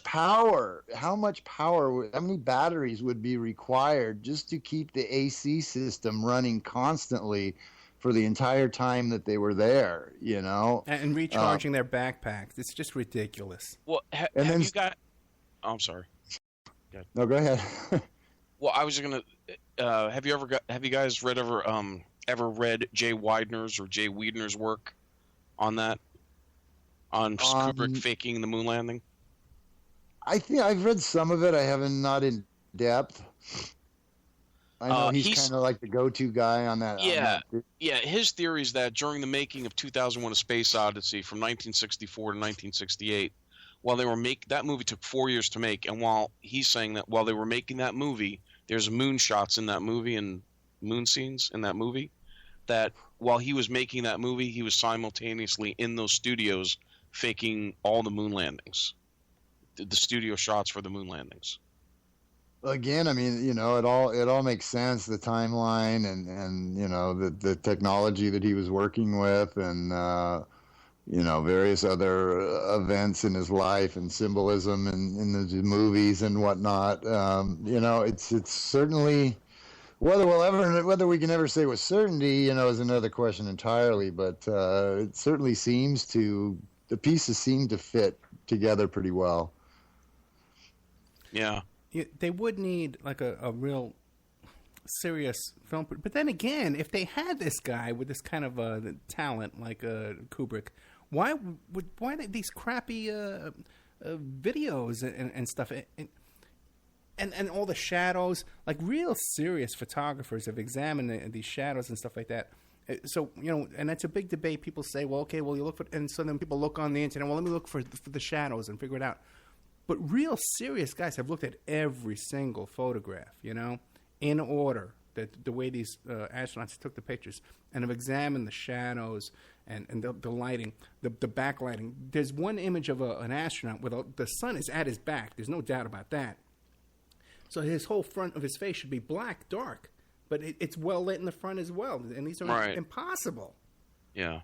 Yeah, a lot of the pictures show evidence of supplemental lighting. Right. You know, I mean, this was a very, very harsh lighting, you know, circumstances, to say the least. Which would have, again, made photography very, very difficult. You know, I mean, the contrasts were just, you know, beyond anything that we experience here on Earth.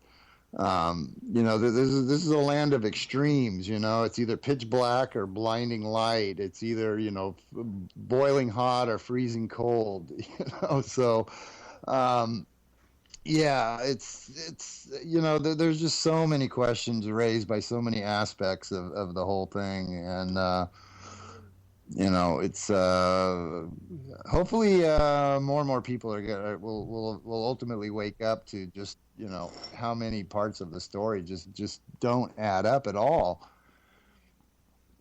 But how many people spend the time to really, you know, look at all these various issues and really think for themselves and think logically and even try and figure it out?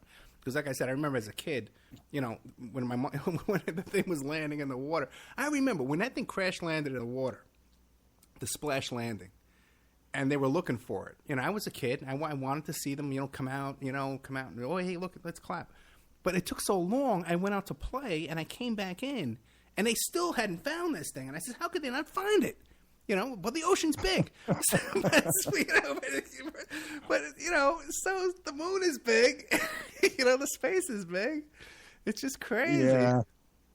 Yeah, I mean, there's just no way that such, you know, evenly exposed photographs could be taken in that kind of a hostile environment. You know, as you said, you know, the things that are in shadow should be absolutely black, and things that are not should be, you know, just very, very bright. And in picture after picture, we can see details in shadows that just absolutely should not be there without supplemental lighting. And obviously there's no supplemental lighting available on the moon. You have one and only one light source, that shines in one and only one direction. Well, not really, no, because there was Earthlight too as well. There was Earthlight hitting the moon, the reflection from the sun on the Earth to the moon, which was very bright. Because when you see inside one of the capsules one time, they have the Earthlight shining through the capsule. So Earthlight is way more brighter than moonlight. So anyway, that's okay. Yeah, I can buy that. Yeah. Can I say something about that? Yeah, go ahead. When you see the Earth from when they're on the moon, okay, the Earth is the size of the moon, and the Earth would have been. Think about it. The Earth is bigger than the moon. So they made a mistake. The Earth should have been like 3 times or 6 times bigger. See what I'm saying? Yeah. When they were on the moon, they're looking at Earth, and it's the size of the moon from like they're looking at the moon from Earth. Right. So they messed up. Yeah. I mean, if you're looking at a much larger object from the very same distance, then obviously the larger object is still going to be larger, proportionally. So yeah, you're absolutely right. My dog is going nuts right now.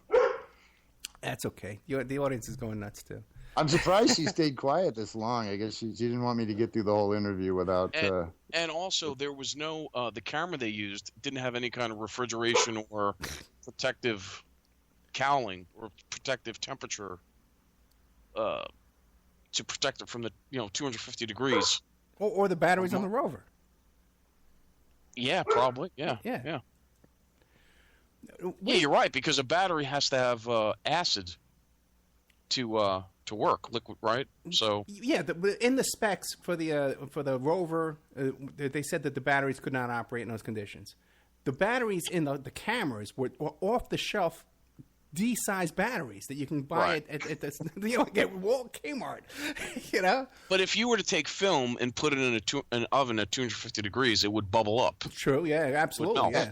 It would and the radiation as well. I mean, these cameras should have been like lead lined or something, And then there's still a problem of changing. How do they change the film? How did they change the rolls of film? No, they show them doing that. They're doing it out in the dust.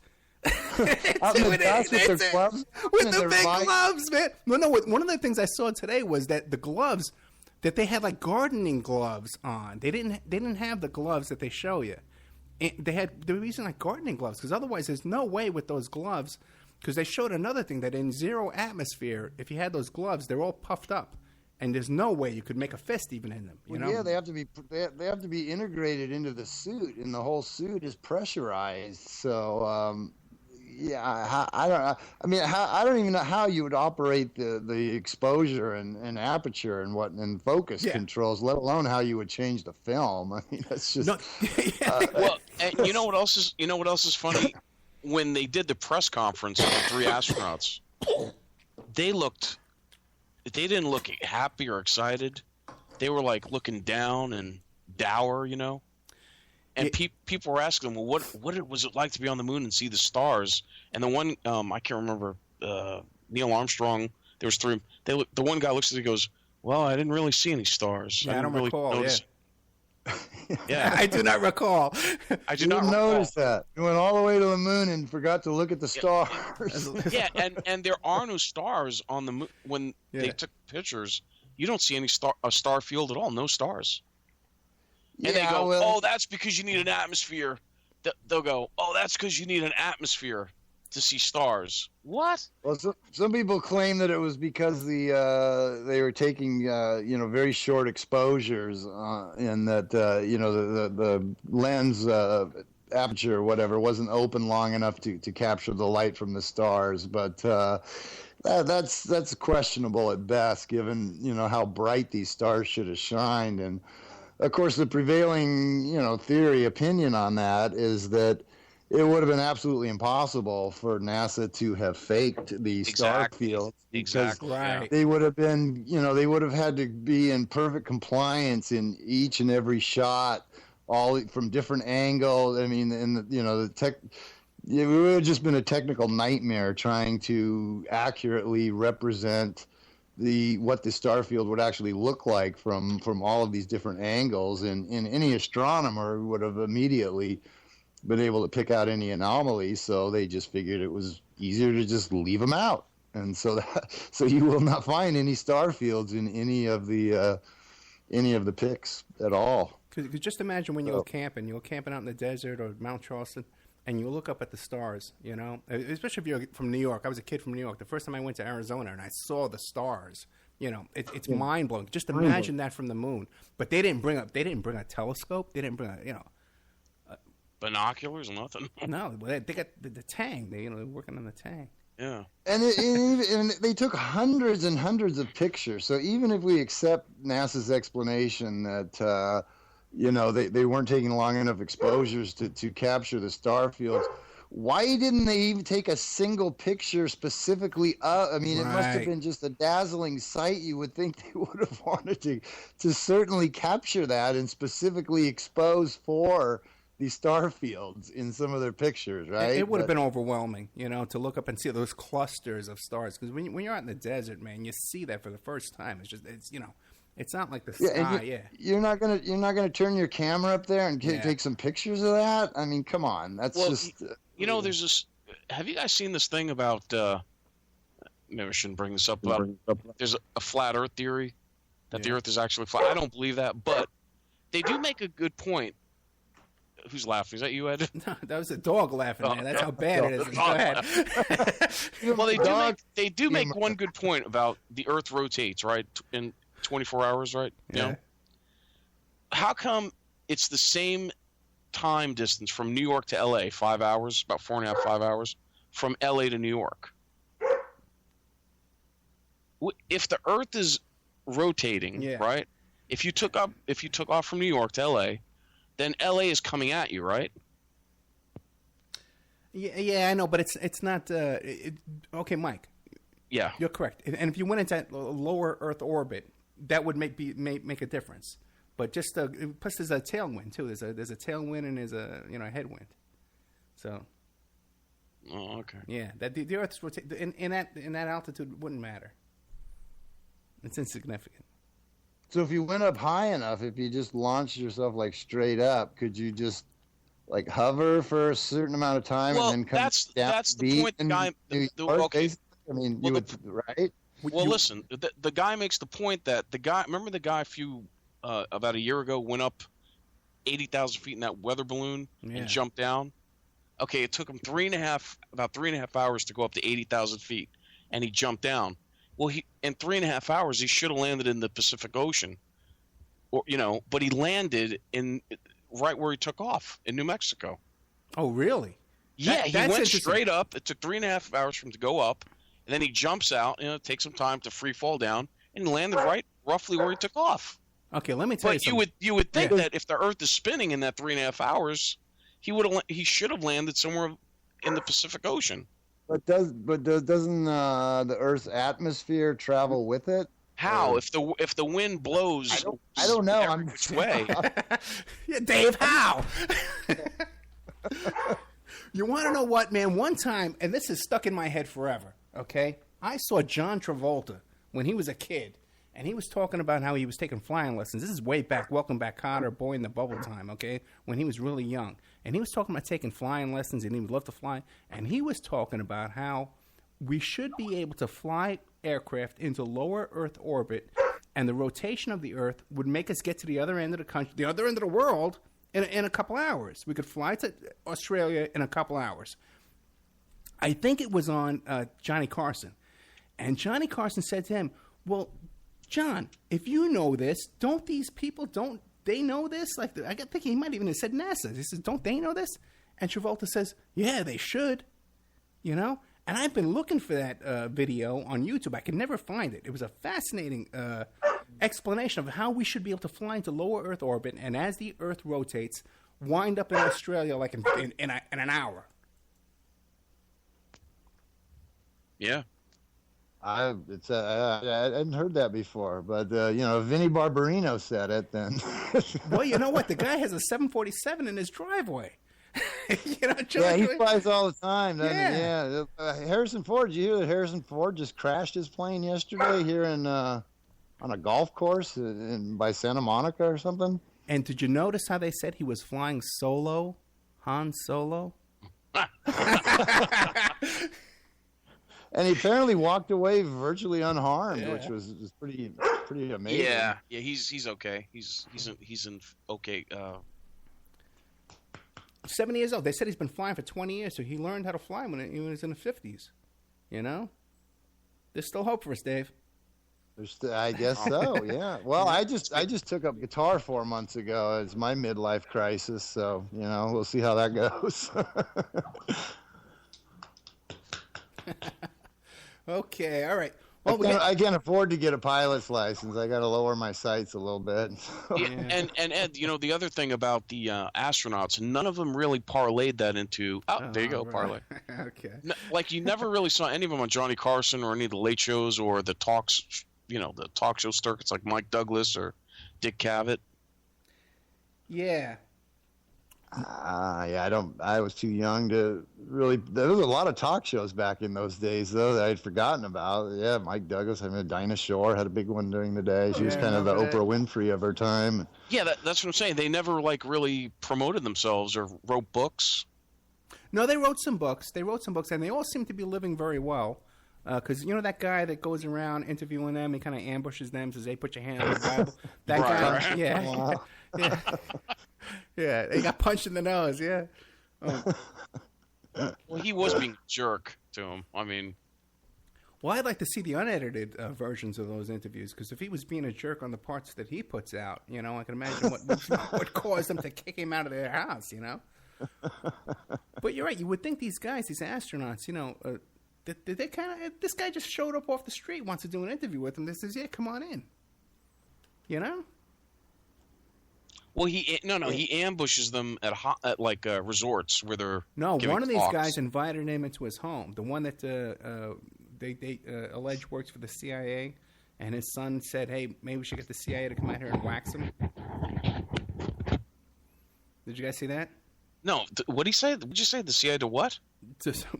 Dad, maybe we should call the CIA to come out and wax him. Whoa.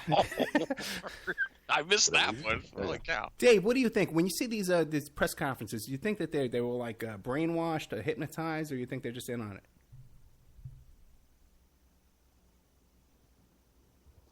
I am losing you. Are you still there? Yeah, I'm here. I'm asking you. Here. Oh, you're back. You fade out. You keep fading out on me. Yeah, I'm asking you about the press conferences. Do you think that they were hypnotized or brainwashed or something, or do you think that they... The initial one was pretty awkward, I gotta say, which has been on YouTube for years now. You can pull up the which is when he made the comment about the stars, I believe, that was referenced earlier. Yeah. And they don't come off as they come off as people who are seem almost ashamed of themselves. I mean, here they are. They've just come back. They're being hailed as these great American heroes. I mean, they are, they're more in the spotlight and more adored than pretty much anybody on the planet at the time. And yet, during their press conference, their body language is just couldn't be more out of line with that. They just seem very, very awkward, like they'd rather be anywhere else than be there and be doing anything else than answering the questions. So, I think their body language in that speaks volumes. Yeah, and one thing you can't hide is shame. That look of shame on your face and humiliation. Like we were talking about those cops before. Hey, we're going to be dropping some stations. We just dropped the PSN radio. So we'll say good night to those guys. We're going to be dropping Talk Superstation as well. But I want to give a plug to Patty Walking Turtle, who's producing for us tonight for the Awake Radio Network on all the stations. And Saturday at 3 p.m. CST Central Time, Where the Wild Things Grow on Awake Radio Network. Mondays 4 p.m. Turtle Talk with Walking Turtle and Barbara Three Crow on Scottish Sovereigns on the Land and Awake Radio Network. So all those shows, you can catch Patty Walking Turtle, who is a real saint and helps us out with producing our show and stuff like that. And very fascinating shows that she does on these different stations. So we're getting down to the end of the show. Dave, you want to hang out a little while longer and take some calls? I don't have too much more time, actually. I got an engagement I got to get to here very soon. Dave never hangs, but that's okay, man. Listen, Dave, I'm happy to get you, bro. Dude, I love when you come. I'm always love doing your show. It's it's always a pleasure, and one of the few out there who I never really tosses me a curveball. A lot of the shows I go on, I'll just get these questions just out of left field, and I hear you. I know, man. Yeah, I mean, some of these people have their own agenda, and they want to skew everything to fit their own, what view that they're pitching, and I never really get that from you. So I always enjoy doing your show. No, thank you very much. I could stay longer, but unfortunately, I thought we were going to be done at 7, so I have another engagement that I need to get to. No sweat, my friend. Oh, hey, Dave. Yeah. Hey, check out Betsy McGee's work on the Boston bombing. It's pretty interesting. Betsy McGee? Betsy McGee, yeah. She's on YouTube. McGee? McGee, yeah. Betsy McGee. She does unbelievable work, and she did a really bunch of cool things on the Boston bombing. Yeah, real good. Yeah, I'll check it out. And also, that that Zarnev, his friends, say that that's not him in the courtroom. Oh, really? Yeah. They're like, that's not him. Yeah. I mean, there's just so much weirdness surrounding this case, and the whole question of what happened to the older brother and then the friend who was, basically just executed by some kind of FBI hit team or something, in his own home while he was being questioned. There's just so much about it that just reeks to high heaven. When 2 FBI agents that fell out of a helicopter. Oh yeah, I forgot about that. Oh, yeah. So it's and they were involved in capturing the Zarnev brothers, right? No, not at all. No, they were guys. They were the guys who went to the house and interviewed the Zarnev brothers. That's right. That was they killed that guy. Yeah. Now, how could that be? How could these? Now, listen. I'm an investigator. 2 FBI agents. You go and interview these guys. You got a tip off from Russia that these 2 guys, these 2 brothers, are planning terrorism. You go visit them at their home, and then the biggest case that plops in your jurisdiction that you ever had in your life, the Boston bombing, shows up, and you don't say, gee whiz, did I interview anybody like that? That look like these 2 guys in this picture? Nothing. They interviewed him for 6 hours, and then they said that he jumped at them. And no, I'm talking about the 2 FBI agents who fell out of the helicopter. They interviewed the Zarnev brothers before the bombing. Oh, They were in their apartment before the bombing. So when the bombing took place, you'd think they would have had what we should do is we should issue I can solve this. We give the FBI a little pad and a pencil. And every time they go and interview somebody, they write a little note in their pad and pencil. When they see them on TV a month later, they'll know who they interviewed. Right, yeah. I'm fascinated by the notion that friends and family are saying that it's not him in the courtroom, because that's a question that's come up. I just posted something about the trial on Facebook today, and that's one of the first questions that come up is, why is the kid going along with this? Why would he allow himself to be railroaded like this? Hey, remember, Michelle Obama visited a Saudi Arabian kid in the hospital in Boston. Remember that? Yeah. And there were pictures of him smiling. He had this big cheesy smile. Michelle Obama went and visited him in the hospital. Some Saudi Arabian prince or something. And then when they had someone in the courthouse, there was a bomb scare in the Boston courthouse that they evacuated the whole courthouse in Boston. Today? No. When the Boston bombing happened, they said, we got a suspect, and he's at the courthouse. And then there was a bomb scare, and they evacuated everyone in the... There was a bunch of bomb scares. There's one at the library, too. Yeah, exactly, yeah. So what were they covering up? What were they hiding? And that kind of stuff happens. A lot of crazy stuff happens during those big false alarms and false calls and weird stuff. And stuff that gets covered up, too. I think they had multiple patsies there, and and they just decided to go with the Zarnoff brothers. They were their second or third choice. Could be. Quite possible. Yeah.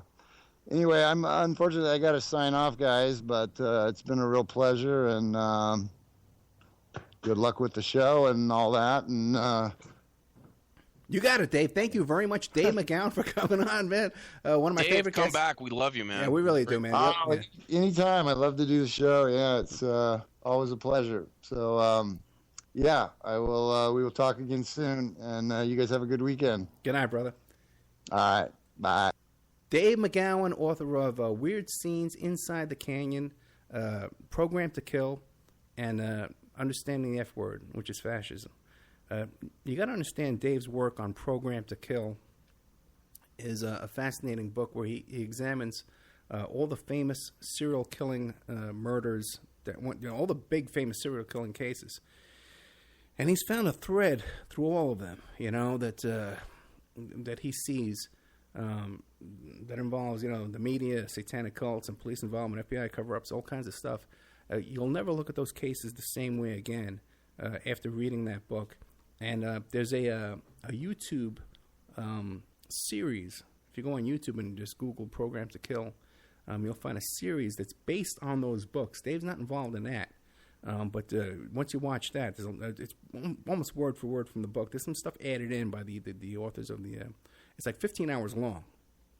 So it's a whole day's or a couple of days research looking into that. Dave McGowan also has several Facebook pages that are devoted to his work. Center for an Informed America is one. Another one is Weird Scenes Inside the Canyon.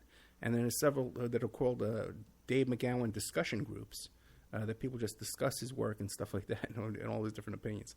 So Dave's a fascinating guy, and he's a really good guest to have on, and I love his work, and I definitely promote it every chance I get.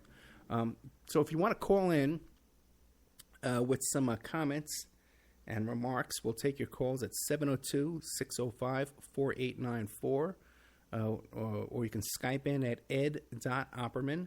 Maybe we'll take a little break, and we'll come back. Take a nice little commercial break for 5 minutes, and we'll come back with more of the Opperman Report, brought to you by Audible.com. Audibletrial.com. Go to audibletrial.com/Opperman Report. Get yourself a free audiobook. And also to brought to you by InfinityHomeplans.com. Good old Mike Ray, one of our favorite sponsors that we have here supporting the show. So, Patty Walking Turtle, are we ready to take a little commercial break? A little commercial break? A little 5-minute break? Take a break? Thumbs up. Okay, we'll take a little break now.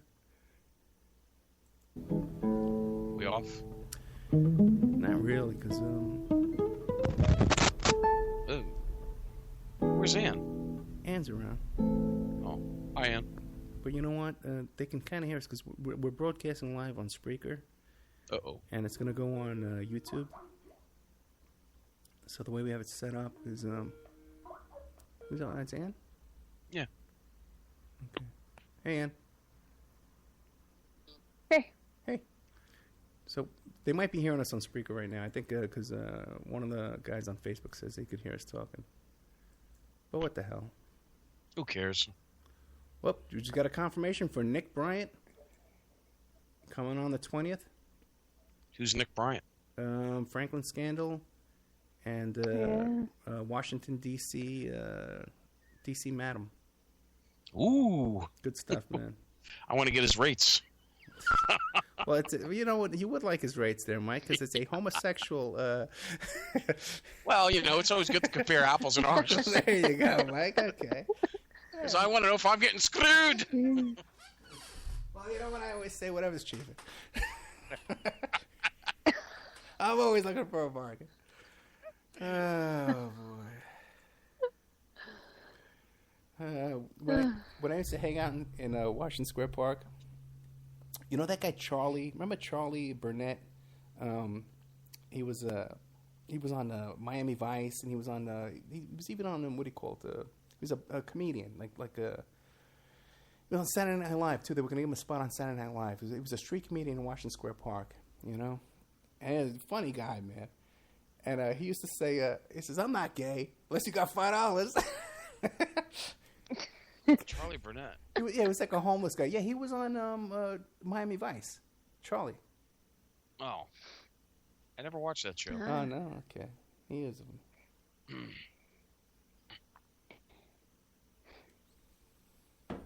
Yeah. I know what Ann's thinking. What is Ann thinking? What? We're getting screwed on TSL. Oh. Yeah, I know. Everybody's moving around us, but you're staying at number 7. Yeah, not too much Oh, you detail are? because we are on Spreaker. And, No, I know. Yeah. That's fine. It's all good. Mhm. I'm not complaining. But I did post. There's a very funny clip on Oh, you know. Frasier. I don't know what season it was. With John Glenn, Oh, guess what? I forgot to and hit he's the. filling all these. I forgot to hit the button on our commercial isn't playing. No. I screwed up.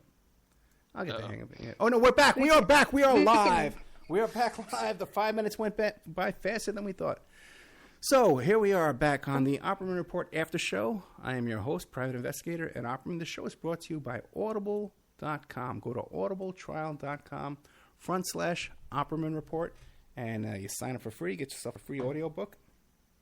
A couple of little announcements. We have coming up next week a NYPD police officer retired named Ike. I forget his last name. I didn't prepare for this. I apologize. We were not back, but we are now. Okay, well, so what? Okay, we got thumbs up, thumbs down, whatever you got. Okay, next we have coming up a New York City police officer doing a crime scene tour for New York City, and we're going to be talking about the John Lennon assassination, about Son of Sam, all big New York City crime scenes. Okay, he's a really good talker. You're going to like this guy. Then after that, we have coming up Nick Bryant. Nick Bryant wrote the Franklin Scandal. And he also co-wrote the book Washington, D.C. Madam. So we're getting him right on the cusp of this book, the Washington, D.C. Madam, which involves a homosexual prostitution ring that was run out of Washington, D.C. with the elites and the people in power over there. And so we're going to be digging into that. Got a lot of that stuff I'm working on, guys, okay, that we really need your support, okay? We need your donations. We need your support to really get going on the kind of stuff we want to do. We have sources in the Jeffrey McDonald case, okay? We got his wife. We got Jeffrey from prison. We got Alan Dershowitz. We got Cyril Wecht. We got Barry Scheck. We have the brother of the woman in the floppy hat, okay? People familiar with that story. We are tuned in and keyed in with the key players in that story. We're going to do a pre-recorded show on that. We're going to produce that and get that going. We got another one we can do on the West Memphis 3. We are keyed in on all the players on that story, okay? What do you call the John Lennon assassination, okay? We can do that story. Another one we're working on is Ted Gunderson, okay? We're in touch with people who lived with Ted Gunderson, about a half dozen people live with Ted Gunderson at this point, you know. We can do all these stories for you. We can bring you information and stories that no one else is bringing you. Real information, real stories, not this fantasy world and all this garbage and lies and BS that people are putting out. We're trying to bring you the real stuff. We cannot do this without funding. We need your donations. We didn't get a donation all night, okay? And I kind of count on Friday nights we get some money comes in. You can go to the PayPal account, oppermanreport@gmail.com.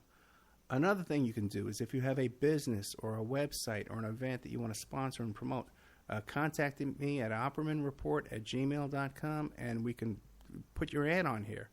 Tonight, we're like number 4, number 5 on TalkStream Live. We were bigger than Glenn Beck and Sean Hannity tonight. We beat them both. We beat the great Alex Jones. We beat him tonight. So if you want your ad, your business, your website promoted in front of a lot of people, a lot more than Alex Jones tonight, okay? We can do that for you, okay? And we'll promote the hell out of it, like infinityhomeplans.com. Mike Ray from Parlay. And we're also joined by Ann Francis. Ann, why don't you tell us, you want to plug your business there, Ann? No? No.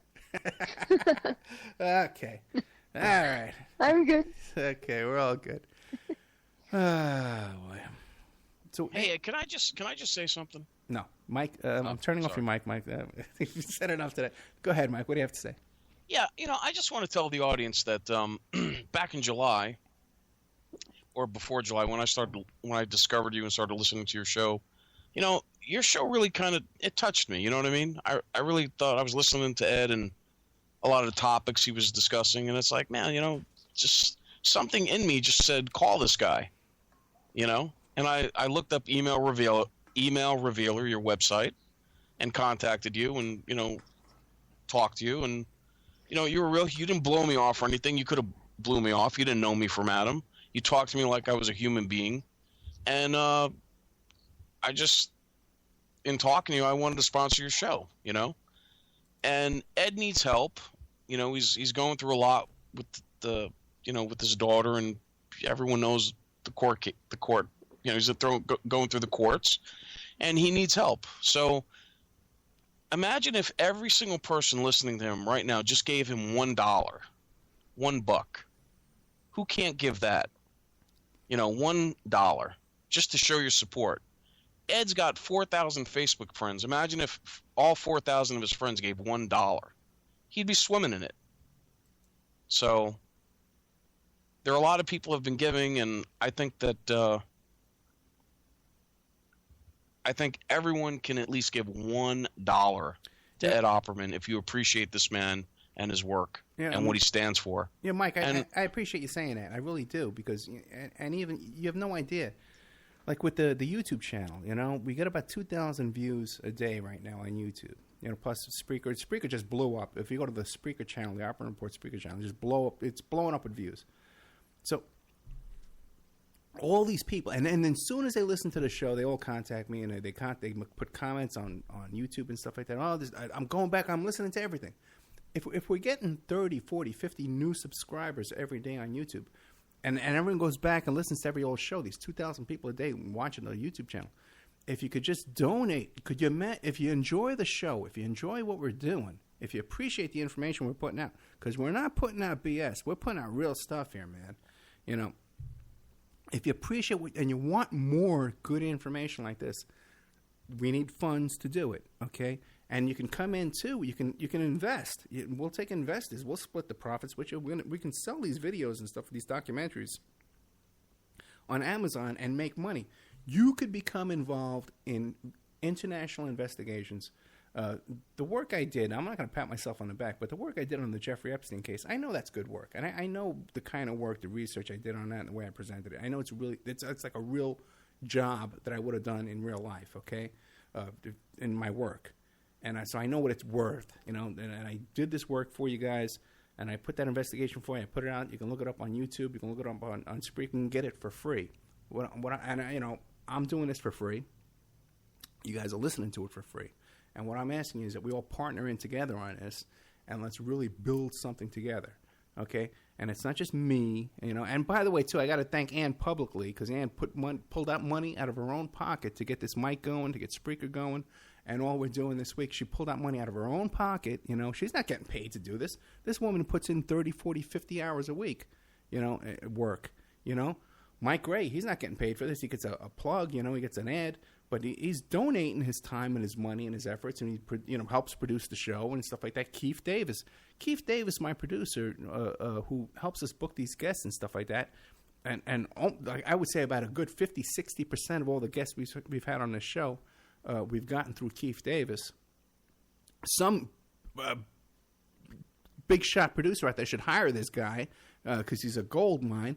Keith Davis was homeless. I think he's in a place right now, but this guy's homeless, And Christoph Moses, who works on producing the videos for us and the tapes and editing everything for us and getting up on YouTube and doing all that kind of stuff. He's not a rich man. He's a man who has a medical condition, as an artist. These all creative, artistic, talented people we're surrounded with here. We got a really great team.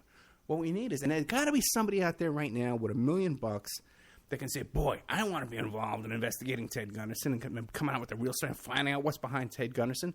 The guy was COINTELPRO. The guy was behind the attacks on the Black Panther Party. Then he was involved in the Patriot movement. He was doing this, doing that.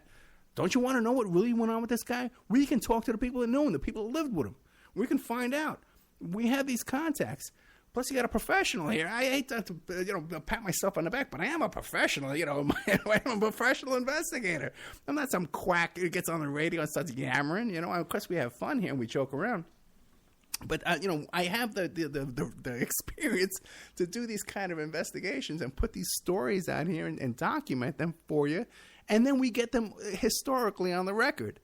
So that's what we're trying to do, and we really do need your help. We need support. So if somebody out there wants to really get involved, with us here on the ground floor, and really help us build this thing out, it's what could be done, because we got a ton of people out there that understand the niche that we're working on. We're not hyping you. We're not BSing you. We're not doing wacky stuff. The vibrational frequencies. Okay, I'm not asking you. What do you call? I'm not saying, hey, I'll do a reading for you. You know what I mean? Let me do a tarot card reading for you. We could be such jerks, and say, okay, we're going to do tarot card readings for you. Which some of these people do with this kind of stuff. But it's not what we're doing. We're trying to bring you real truth and real reality and real hard work, investigative work. And to do this, we need funds. So you can sponsor the show with an ad if you have a business. If you want to get in the ground floor, you want a piece of these videos we're trying to put out, we'll work out a deal with you. If you just want to make a donation, let me tell you something. Every little donation that we get, okay, let me tell you something. Every donation, okay, whether it's $1, $5, $10, every donation we get is encouraging to me and makes me want to work for you, okay? Because, this is a job, this is a full-time job for all of us that we're all doing here and trying to get an idea for you. But, Mike, tell us more about Parlay. Well, it debuts March 12th with Sean David Morton, and then on the March 26th is the Sandy Hook show. And I chose the date to 26th because they keep saying 26 victims, so March 26th will be the Sandy Hook show. Very good. Who else got lined up? Gerald Clark and Joe DeToma. Oh, Joe DeToma is a great guy. Good old, Joe DeToma has agreed to come on. Very good. Who else? I can definitely endorse Joe DeToma. I know him. And he's written the book, The Cult of the Black Sun. Right. And this guy knows his work. He's a fellow Bronx boy like myself. So we probably got into a fight one time in our lives. We probably don't remember each other. He's an amateur boxer, too. The guy was an amateur boxer as a kid. Oh, I didn't know that. Oh, yeah. Joe's a cool guy. Yeah. Yeah, Joe, the first time I heard him talking, yeah. We're just going to... We'll talk about whatever he wants to talk about, Yeah. I'll let him talk, and I'll just, follow his lead. That's a cool thing. And if he wants to talk about his book or, his life in Staten Island growing up or Brooklyn, wherever he grew up. The Bronx. The Bronx. Yeah. No, he's a good guy. So how about you, Ann? Anything you want to add tonight? I guess not. It's weird and echoey. Sorry. Ann has a delay because she lives up on a mountain. No, this is on you. You guys are like... No, not at all. It's different. How's it sound on speaker? Huh, okay. Okay. There's a little bit of a feedback echo, I think. Really? Yeah, just a little. Okay. That I can hear. Yeah. How long do you want to go? Out, though. How long do you want to do the after show? You want to go? Got another 30 minutes. Okay. One of the things we're doing, we are making progress here. Over the past week, thanks to a donation from Ann, we were able to get the laptop up and running so I can split up my resources. I don't know if you guys have noticed, but over the past few weeks when I'm on the broadcasting through the computer and I look up something or I answer an email or something like that on the computer, it slows down, it buffers, it messes up the audio. So now we have two, we have the laptop going, we have the computer going, and we're live tonight on Spreaker for the first time since we had Hart Fisher on, which was a long time ago. So we're live broadcasting our own studio here at our secret location here in Henderson, Nevada, from our own broadcast studio high atop Henderson Mountain, you might say. And we're after, and by the way too, right? Oh, get this. Oh, slowly I turn. Okay. Right after this show broadcast tonight, within minutes, guess what? It's going to be live. It's going to be up on YouTube. It's going to be on iHeart, and it's going to be on Spreaker automatically. So all you people who love to email me saying, when's it going to be up? When's it going to be up? When's it going to be up? If I had $1 from everybody who emails me during the week and says, when's it going to be up, we'd have no problems. We'd be doing MTV. We could have the MTV studios, okay? So all you people, you have to think of a new reason to come up and email me during the week. But I love you all. Trust me, I love you. All right. Yeah, no, we're making Yeah, progress. that's a big hurdle. Yeah, we're making huge progress. With the audio quality and all this kind of stuff. Well, the independence is what we're going for. Yeah, we have more control over everything because you have no idea.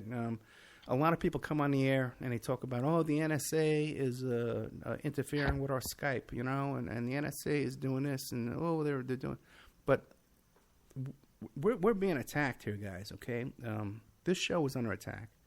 There are several forces trying to sabotage the show, and it's not some mysterious forces that we don't know who they are. We know exactly who's doing it and what's behind it, and it's because of our political views and our outspokenness and stuff like that. But there's definitely many forces out there trying to sabotage us and shut us up, and would love us to go away and love to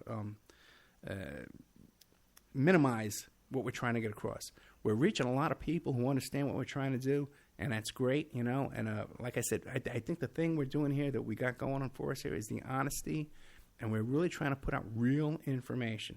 And if someone comes on, they're a little wacky and they're a little full of it, and we're worried about them, okay, I think you can kind of get that hint, when we bring somebody on or something, and we're a little concerned about what they're bringing you. I'll ask them tough questions, I think, right? Oh, yeah. Yeah. Oh, yeah. That's the best we can do. And what about Pinckney? Did you spoke to Reverend Pinckney today? the Pinckney? Yeah, the Reverend Pinckney interview is up. It's on YouTube. It's on Spreaker.com, the Opperman Report Spreaker channel. I spoke to Pinckney today. He sounds in good spirits, but then again, listen, reality's starting to set in for him, because it's a tough life in prison. There's no doubt about that. He's not in a country club prison at all. This is a man who's 66 years old. The charges against him, he's in prison facing 10 years, okay? It looks like he's going to do about 7. The charges against him he's not a pedophile. He's not a bank robber. He's not someone that you or me or Mike or anybody needs to be afraid of. The charges against him is that he wanted to recall the mayor. He had a clipboard. He was taking signatures on a petition, and they're claiming that 5 of these signatures, the date was changed on the signatures. That's the crime. That is the crime that has this man in prison now for 10 years. And not a nice prison either, okay? He went up against a boss hog type mayor. And worse than that, man, yeah. So he's a political, this is the definition. And the cops went along with it. It's unbelievable. What's happening in this country is just, it's disgusting. He's a political And how the prisoner. cops, a lot of the police act, it's despicable. I hear you, man. We were talking about this with Dave tonight. The hammer's coming down on all of us, guys. And I used to, brother, the hammer's coming down on every one of us. Okay, and I can see myself, winding up like the Reverend Pinckney, man, 10 years from now, being 65 years old or whatever, 63 years old, and sitting in a prison. Okay, and I can see it happening. We got to resist what's going on out there. Now, with the Reverend, his website is bhbanco.org, bhbanco.org. You can go there and donate to the Reverend. His address is Reverend Pinckney at 1940 Union Street, Benton Harbor, Michigan, 49022. You go to that website, too, by the way. They have all kinds of ways we can write to him in prison. He had an appeal. He was trying to get an appeal bond to get out of prison, just awaiting the new trial. But that was denied, and which is criminal, in itself. I was talking to Reverend Pinckney about this, and we said that this guy, Michael Skakel, who's accused of murdering a little kid, 15-year-old girl, Martha Moxley, He's getting a new trial. He's out on bail. He's out on appeal bail. He was in prison for like 10 years, on a violent crime, murder.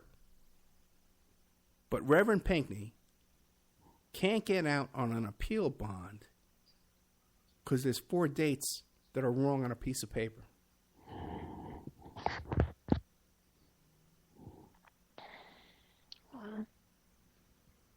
What's her face? Aries? And where's the NAACP in his corner? Because he wouldn't sell out. The NAACP sold out. There they got all. He told us the story. They got all kinds of at the golf course. They gave him country club memberships, and they turned against Pinckney. But he does have a team. I'm trying to help out as much as I can with advice with his team. He has a legal team now that's helping him out. That seems to be pretty good. So I got some more information on them that I have to put out there, and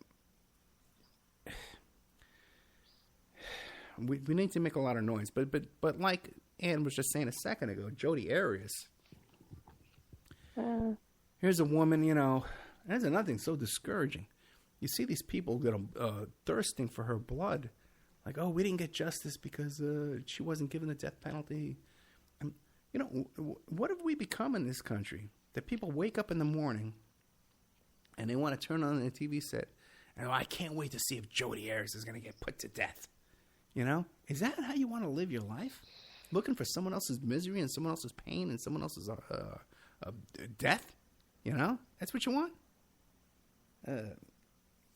In a case, Jodi Arias, where even if she did get the death penalty, she'd never get the death penalty because she'll get a new trial ultimately because there's so much prosecutorial misconduct in that case where it came out that the digital forensic investigators for the prosecution deleted all the pornography out of Travis Alexander's computer. There was a whole... this is all acknowledged by them, okay? They admit that they deleted 3,000 files and that a majority of it was pornography. And much of it was had the indications of underage pornography. So it's evidence tampering in a capital murder case. It's unbelievable what's going on in this country. What is going on? But nobody gets in trouble anymore. No, just us. So it's just us. Got a call coming. I'm going to add this call to the group. Okay. Hello? Hello, how are you? Who's calling? Jessica. Jessica? Yes. Jessica? You're breaking up. Okay, Jessica, you're live on the air. You know that, right? Well, now I do. Okay. Now listen, Ed. Yeah. Ed, I wanted to talk to you about the whole death penalty thing. You were talking about that Jodi, how people are out for her blood. Yeah. Okay, it's shameful, and I used to support the death penalty, but, one innocent person, we just can't allow it. And we know innocent people have gone to the death penalty. It's not right. I just think it needs to be outright. We have such corrupt, the whole thing is so corrupt. We cannot allow the death penalty anymore. Absolutely. And there is some horrific stuff. Up in Washington State where I live, there are some real horrific serial killers, people that we know are guilty. And they got out of the death penalty because Washington State put a moratorium on it. But it has to be that way, unfortunately. And I feel sorry for these people's families. They feel they want the death penalty. But one person who's innocent gets put to death? No. Unacceptable. Well, listen. Yeah, listen. I would have to be an idiot, okay, to say I want to give the state the right to kill me. Okay, because let's face it. There's a chance I'm going to kill somebody before my time is up. Okay, there's a good chance. That's why I'll never visit you, Ed. There's a good chance I'll be facing murder charges one day. Okay, so I don't want to give the state the right to kill me. I don't want to give them any benefit over me. What are you, out of your mind? But most people identify with the state and the police, and they're thinking, oh, if I'm ever a victim of a crime, the state and the prosecutor, they're all going to, and the police, they're going to protect me and they're going to come to my aid. But that's not the case. Because it's not the family who gets to mete out the justice. Exactly. See, that's the way people want to think. I know if somebody was to do something so bad, dirty to my family like that, you know, if it was me being able to mete out the justice, like way back in the old days, but see, that's not the case, and we shouldn't allow the state authority to kill anybody, you know? Listen, the family has no position in court whatsoever. It's the victim and the defendant and the prosecutor and the defense. You know, the family. Who cares about the family? What if your family doesn't like you? What if my family doesn't like me and they want me to get the death penalty? Then the prosecution would say, well, okay, the family wants him dead. Oh, you out of your mind? The family doesn't matter. It sounds cold and hard, but that's what the what do you call that's what the law is. Yeah. It's really, you know, my worldview has really changed a lot over these years. I guess I used to be more of a right-winger because I kind of figured they were for limited government, but, you know, that's not the case. It's not the case, you know. Right now we have liberal cover for a whole bunch of really awful stuff that's fine, and then the right-wingers are so blatantly corporatized and shamelessly. It is so obviously a sham that the justice system is broken. You can't trust any of it. You cannot trust it, so therefore they have no right to take anybody's life, you know. Another thing, Ed, we had a shooting up here, a little town, I think, Pasco, and they killed a Mexican man, okay? I'm pretty sure he wasn't a citizen, but I just see this division. They're dividing this up by color, you know, blacks, Mexicans, whites, and they're trying to pit us all against each other when it's just the dirty-ass cops. It's cops. Cops can't go around killing people. You know, it's that simple. They divide us so they can conquer us. Yeah, I hear you, and I'm doing a show coming up Sunday morning on the Ignorance Equation on Blog Talk Radio, and we're going to be talking about these recent police shootings and all this the police abuse. And I'm telling you, I'm going to be on there with there's other people going to be on there with me, and they're going to be defending these cops and saying, well, you just do what you're told. You won't get hurt. All you have to do is follow orders. No. Yeah, No, see, you know, there's a huge issue with that. Oh, go ahead. Sorry. Oh, no. Go ahead. Well, I just, you know, the thing is I can so obviously it's scripted. This whole dividing everybody against each other. Like, oh, he wasn't a citizen, so therefore he should be, it's okay that he was shot and killed, even though he was not armed. He was running away, you know. People need to realize that the cops are just doubling down. They don't care because they can divide us, and so therefore white America will be on the side of the cops, even though the cops are obviously wrong because it's a poor, you know, Mexican who doesn't have his papers or whatever. You know, it's just so obvious. I want people to see beyond that. That's my biggest thing right now is I want people to see beyond that. We have to know we have to stand together as Americans and people who we don't live like that. That's not our world. You know, we can't allow it to happen. And it doesn't matter about race or anything. Right, because the couple of cases that we've covered here, the Eric Scott case, this guy was a white MBA West Point graduate that was shot down, gunned down by the cops here in Vegas. Mm-hmm. And the ice cream truck lady who was 80 pounds, 90 pounds, who sold ice cream, you know, this is the first person, you know, my daughter, the first time I gave her $1 to go buy ice cream from the ice cream truck, you know, this is the woman who sold my kid ice cream. Yeah. Shot down in the street. Some people said she was down on her knees when she was shot. So anyway, I know. So it's not a white-black thing, man. Listen, I'm afraid of the police, man. I'm afraid of the police. You know, I am too. The best man at my wedding was a cop. You know, the part of my business was a cop. His father was a cop. My guest next week is a New York City cop. You know, but I'm afraid of these cops. These kids, these 19-year-old kids. They're 19. Some of these cops. You know? Yeah, I know. I want to tell you something. I haven't really talked about this, but it's a really interesting story. My mother has a lake house out here, out in the country, and some police moved in from an area maybe 200 miles away from here, and they were getting drunk one night, fishing. And my husband and I were fishing off the dock there, and the things that they were saying, Ed, was so disgusting. They got drunk, so they loosened up a little bit. And one of them asked the other one, "So, you shot anybody yet?" And he's like, "Nah." And he goes, "Well, you will." I mean, it was sickening. It was so flippant. My husband and I just looked at each other, and he kind of gave me the look like, "Don't you say anything." And I didn't, but this is kind of the attitude everywhere, I think. And, up here where I live, it's all white people, and they kill them just the same. I try to remind people that. Like, look at all the unjust shootings in my area. And they're all white people because it doesn't matter. It's American citizens. We have a big white community here. So that's all who they kill is white people, Don't get sucked into it. The white and black thing, don't get sucked in. And we can't say also, too, this thing we get sucked into about, well, it's just a couple of bad apples. And the majority of cops are good people. They're all good people, man. Everyone, of course, a couple of jerks, but we're all good people. Nobody wants to live like this. It's the training and the policy. With Eric Garner, the big fat guy on Staten Island was selling Lucy cigarettes, okay? That's another situation. Why cops are coming out to respond to Lucy cigarettes and tents being knocked over. This insanity. But the thing is, with Eric Garner, when he was lying there dead, dying in the street, you can watch the video.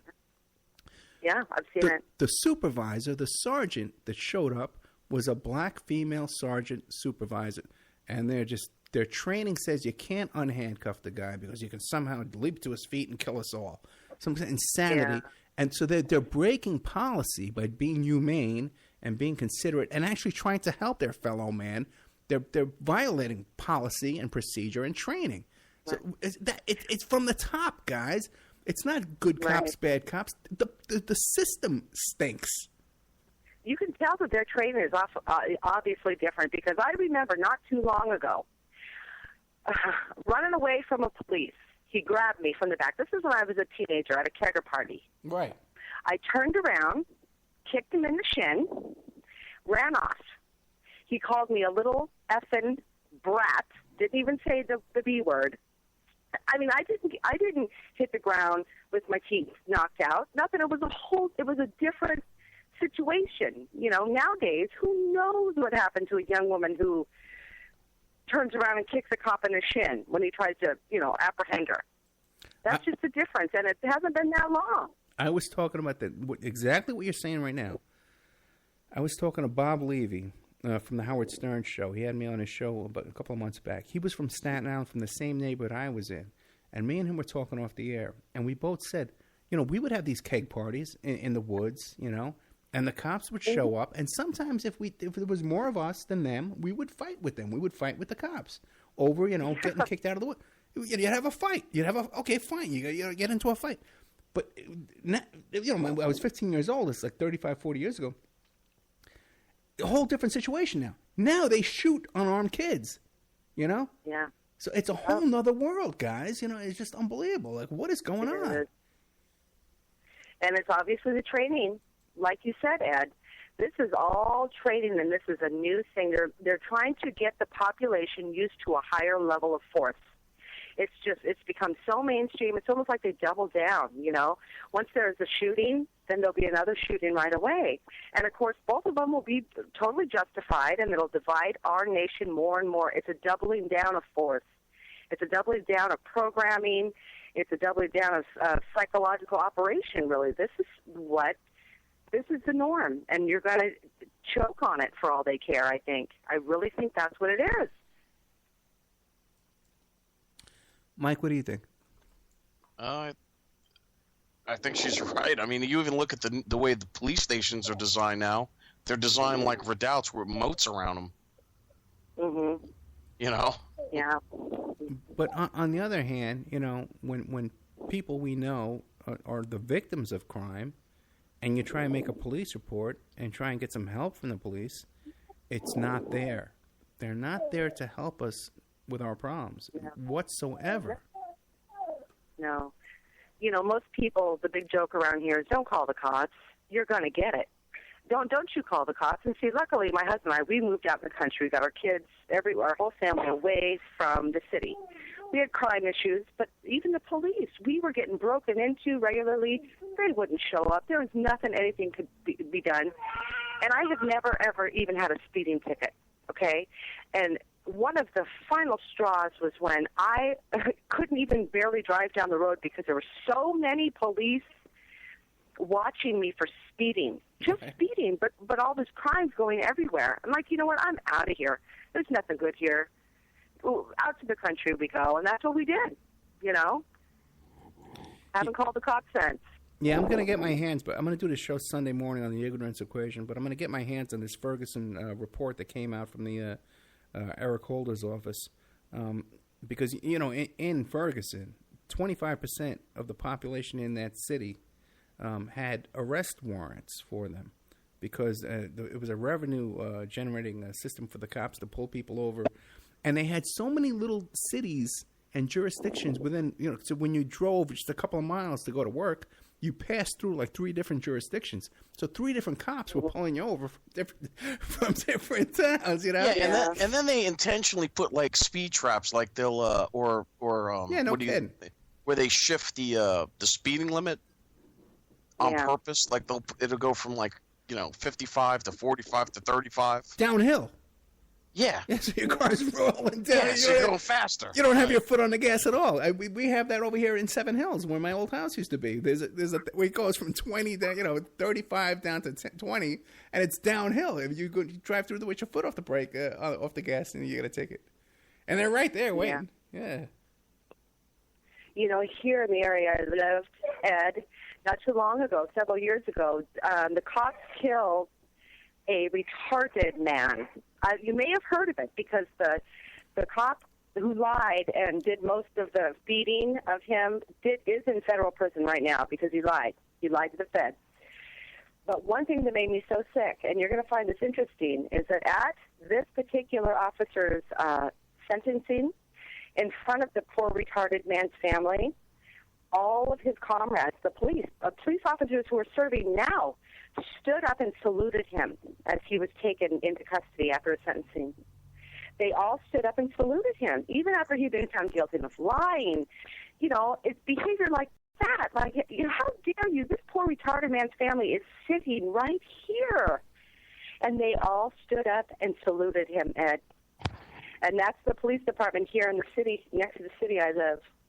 Well, did you see that case in Texas where this guy was at a restaurant in the day and he was on his cell phone talking real loud, and a SWAT team commander got out of his car to go to the restaurant, and he heard the guy talking loud on the phone and just said something. They exchanged insults, I guess, and the cop just took his fist and bam, hit him so hard, knocked him into a coma, and then he just took off and ran. Yeah. Did you see I believe it. No, I haven't seen that, and I've seen a whole lot of them. I keep my finger on the pulse of those things because this makes me sick. I've got kids. You know, we're a normal family, and we have to worry about that. It's sickening, but I do. Well, you know what? You guys... And cops should be drug tested for steroids. Steroids, and testosterone shots, and GH. They should not be allowed to take that. No, well, you know what, Mike? It's part of their medical plan. They can't, if they can show that they have a testosterone deficiency, they can get the testosterone shots, and it's covered under the medical. Okay, that's a whole other story. Okay, because they all do it.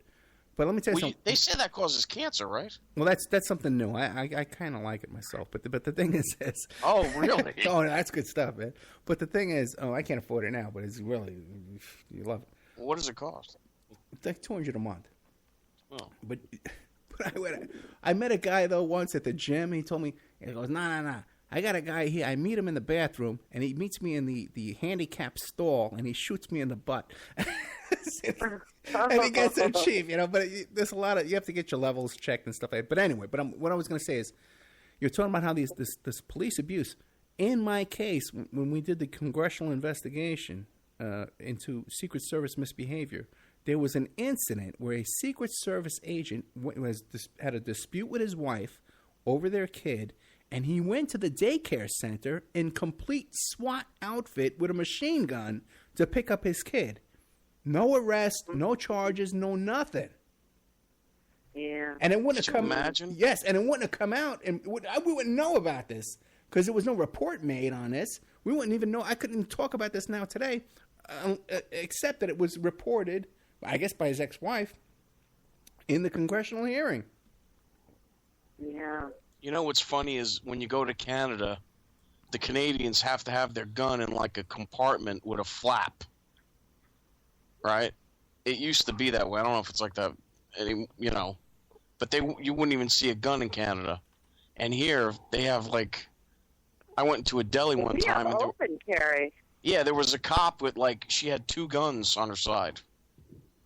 2 guns. Well, anybody can walk around with a gun where I live, on their hip, on their leg, if it's out in the open. Anyone. I mean, as long as you're not a felon, you know. And we see that quite a bit up here where I live in the Pacific Northwest. Well, as long as they're as long as they're citizens and they're not felons. I mean. Right. Yeah. I mean, felons aren't supposed to, but we all know, you know, they get them anyway. So who knows? But if a felon's not going to walk around with it strapped on their legs, a felon's going to have it hidden, you know. So I don't know. But anyway, Ed, thanks for chatting me up. I had to start talking about the death penalty. And then, of course, the dirty cops, because we have them so bad up here. Actually, the area I live in, I'll just tell you, Spokane, Washington. And if you ever want a good read, you know, read up about the terrible abuses that's been going on here up in this area. It's really bad, but, you know, it's probably no different than every other city in the country, you know. It's unfortunate, but people better wake up. It's us versus them. It's not us versus us. We have to unite. We can't separate and fight each other. You know. That's my message. That's what I want to say. I think a lot of people are awake, you know, and especially when you're just walking around in public in the street, you know, 7-Eleven, that kind of stuff like that. Everyone has the same beef. You know, but it's the small minority who have this mom and apple pie and baseball, you know, and the cops are the good guys and they're here to protect us. Oh, and they're doing such a difficult job. You know, that's really the small minority of people who believe that way right now. But I just think I don't know. I see a lot of it up here. Yeah, really.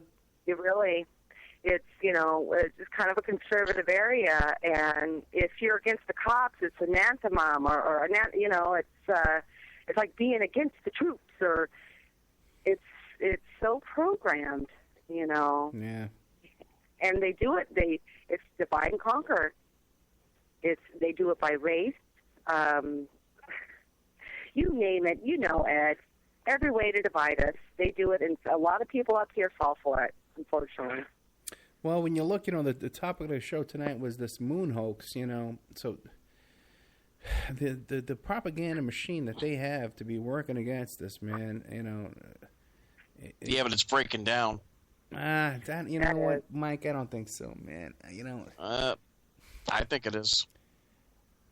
I think it's always been the same percentage of people who are tuned in and see what's going on and know what's up, you know, as far as all that. I don't think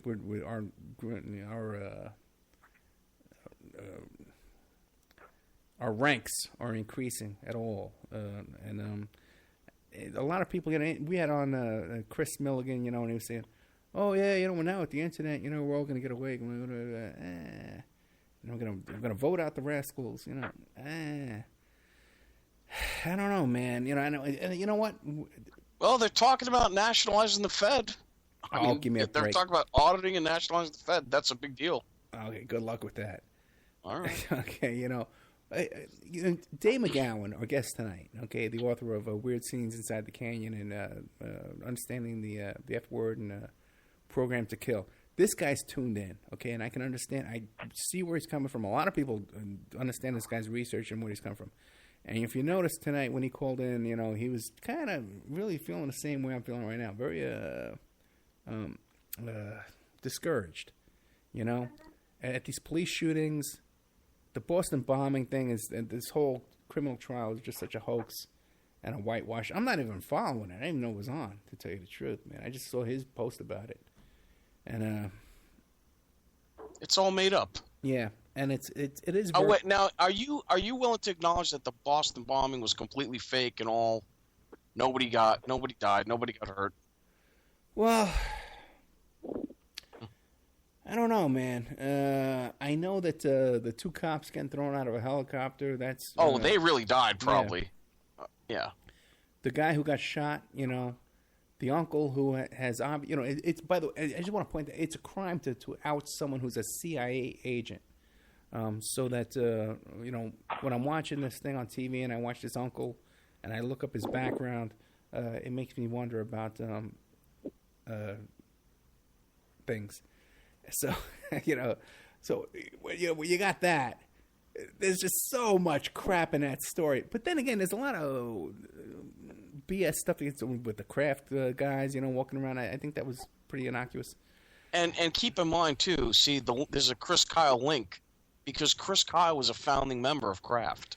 Yeah, I know. He died supposedly died 2 months before the Boston bombing. Oh, really? Yeah. Yeah, the whole Chris Kyle thing is, why would you meet a guy with, what is it, PSTD or whatever? Why would you meet him at a gun range to help a guy like that out at a gun range? You wouldn't meet him at a bowling alley or, like a IHOP to talk him down? You're going to meet him at a gun range? You know what, Ed? If I could interject some about a couple of those things. Go ahead. If you don't mind. Okay, the Boston bombing, in my opinion, those two brothers were patsies. I think people actually got hurt. I think they do. I think they did, but I think that those boys thought they were part of a drill or a dry run or something like that, because you know how that friend was murdered, shot 7 times in the top of the head or something crazy? Obvious cover-up. They were involved in something they had no idea. The CIA had big plans for them. That's what I think on the Boston bombing. I mean, I think the carnage is real. Some of it, anyway. Okay. It looks like there's a lot of fake blood and a lot of fake stuff in that Boston bombing. All that was like pyrotechnics, Hollywood pyrotechnics, and with a percussion blast, and all those victims were there, and then they got down, and you could see them on film ripping their clothes or pulling their pants off, and it was all Hollywood. And they have fake blood. They put fake blood on them. Yeah. And the amputees, they had no legs to begin with. They had no legs, and then they... Yeah, if you have your legs blown off, you're in treatment, for like a year. Yeah. You're in recovery for like a year. You're not, you're all swollen. Your body's all messed up. So for these guys to be smiling and doing interviews... 1 month later. Yeah, a month later. A week later. That's insanity. Yeah, that's crazy. Yeah. Now, as far as the sniper killing, I think that guy who killed him was under my control. It's just so weird. The whole thing is so bizarre. Yeah, I think they did pile in on purpose. Somebody had him killed, is what I think. That's my opinion. It's been my opinion since the first time I heard that even happened. Well, the fact that they don't even mention this guy was involved with a mercenary group at all, and it's not in the movie, it's not in the trial, it's nowhere. And the wife gets on there on the stand like she runs the place. There's a lot of weird stuff with that trial for sure. Listen, we're getting down to the end of the show. We're going to be dropping the after show. We're going to be losing Awake Radio, and I might record some stuff if you want to go a little further, guys. But we'll be losing iHeart too. We won't be live on iHeart or Spreaker as well too, because we only have 90 minutes. We have a limit. There's a limit on we can broadcast on there. We're down to 1 minute. Next week we have coming up. I want to thank Dave McGowan. Okay, the author of Weird Scenes Inside the Canyon and Program to Kill and Understanding the F Word. I want to thank Patty Walking Turtle. She has a show coming up this week, Saturday 3 p.m. on Where the Wild Things Grow. On Awake Radio Network, Mondays, 4 p.m. Turtle Talk with Walking Turtle and Barbara Threecrow on Scottish Sovereigns in the Land and Awake Radio Network. Okay, I want to thank Mike Ray from InfinityHomeplans.com. I want to thank Ann Francis for donating money this week to help out with the expenses, with the microphone, the stuff we needed. We've got big shows coming up, guys. Trust me on this. But please, we need your support. You have no idea, guys, how bad things are and how we need your support. My own personal life, my litigation this year has devastated us. So I got that also that, anyway, whatever you can do for us to help us out, man, to keep this going and to keep things, we're fighting for you, man, and this is what we're trying to do and to resist with every bone in our body. So good night, guys, and we'll be back next week with good old Ike, the police officer from New York. We'll be talking about his adventures and his crime scene tours. And so we'll drop Awake. Okay, Awake's gone. We're still, you know what? I think we're still broadcasting on. Yeah, we are. We're still on Spreaker. You guys want to keep going? There goes Patty Walking Turtle. Walking Everyone. away. Oh, turn off Spreaker. Okay, I'm going to turn off Spreaker. Okay, good night, guys, on Spreaker. This is our debut broadcast on Spreaker. We got a whole bunch of chatters in there in the chat room on Spreaker. I want to thank you all. QK Ultra, Jessica Smith, F. Scott Phillips, all you. They're talking about how they can hear us during the commercials. Okay, sorry guys. All right, listen, we're learning how to do this. All right, we're learning how to do this, but you're all cool, and we thank you very much. And we'll talk to you next week with more of that good old iHeart and Spreaker stuff. And see, how do I turn this off? There we go. I think that's the button there.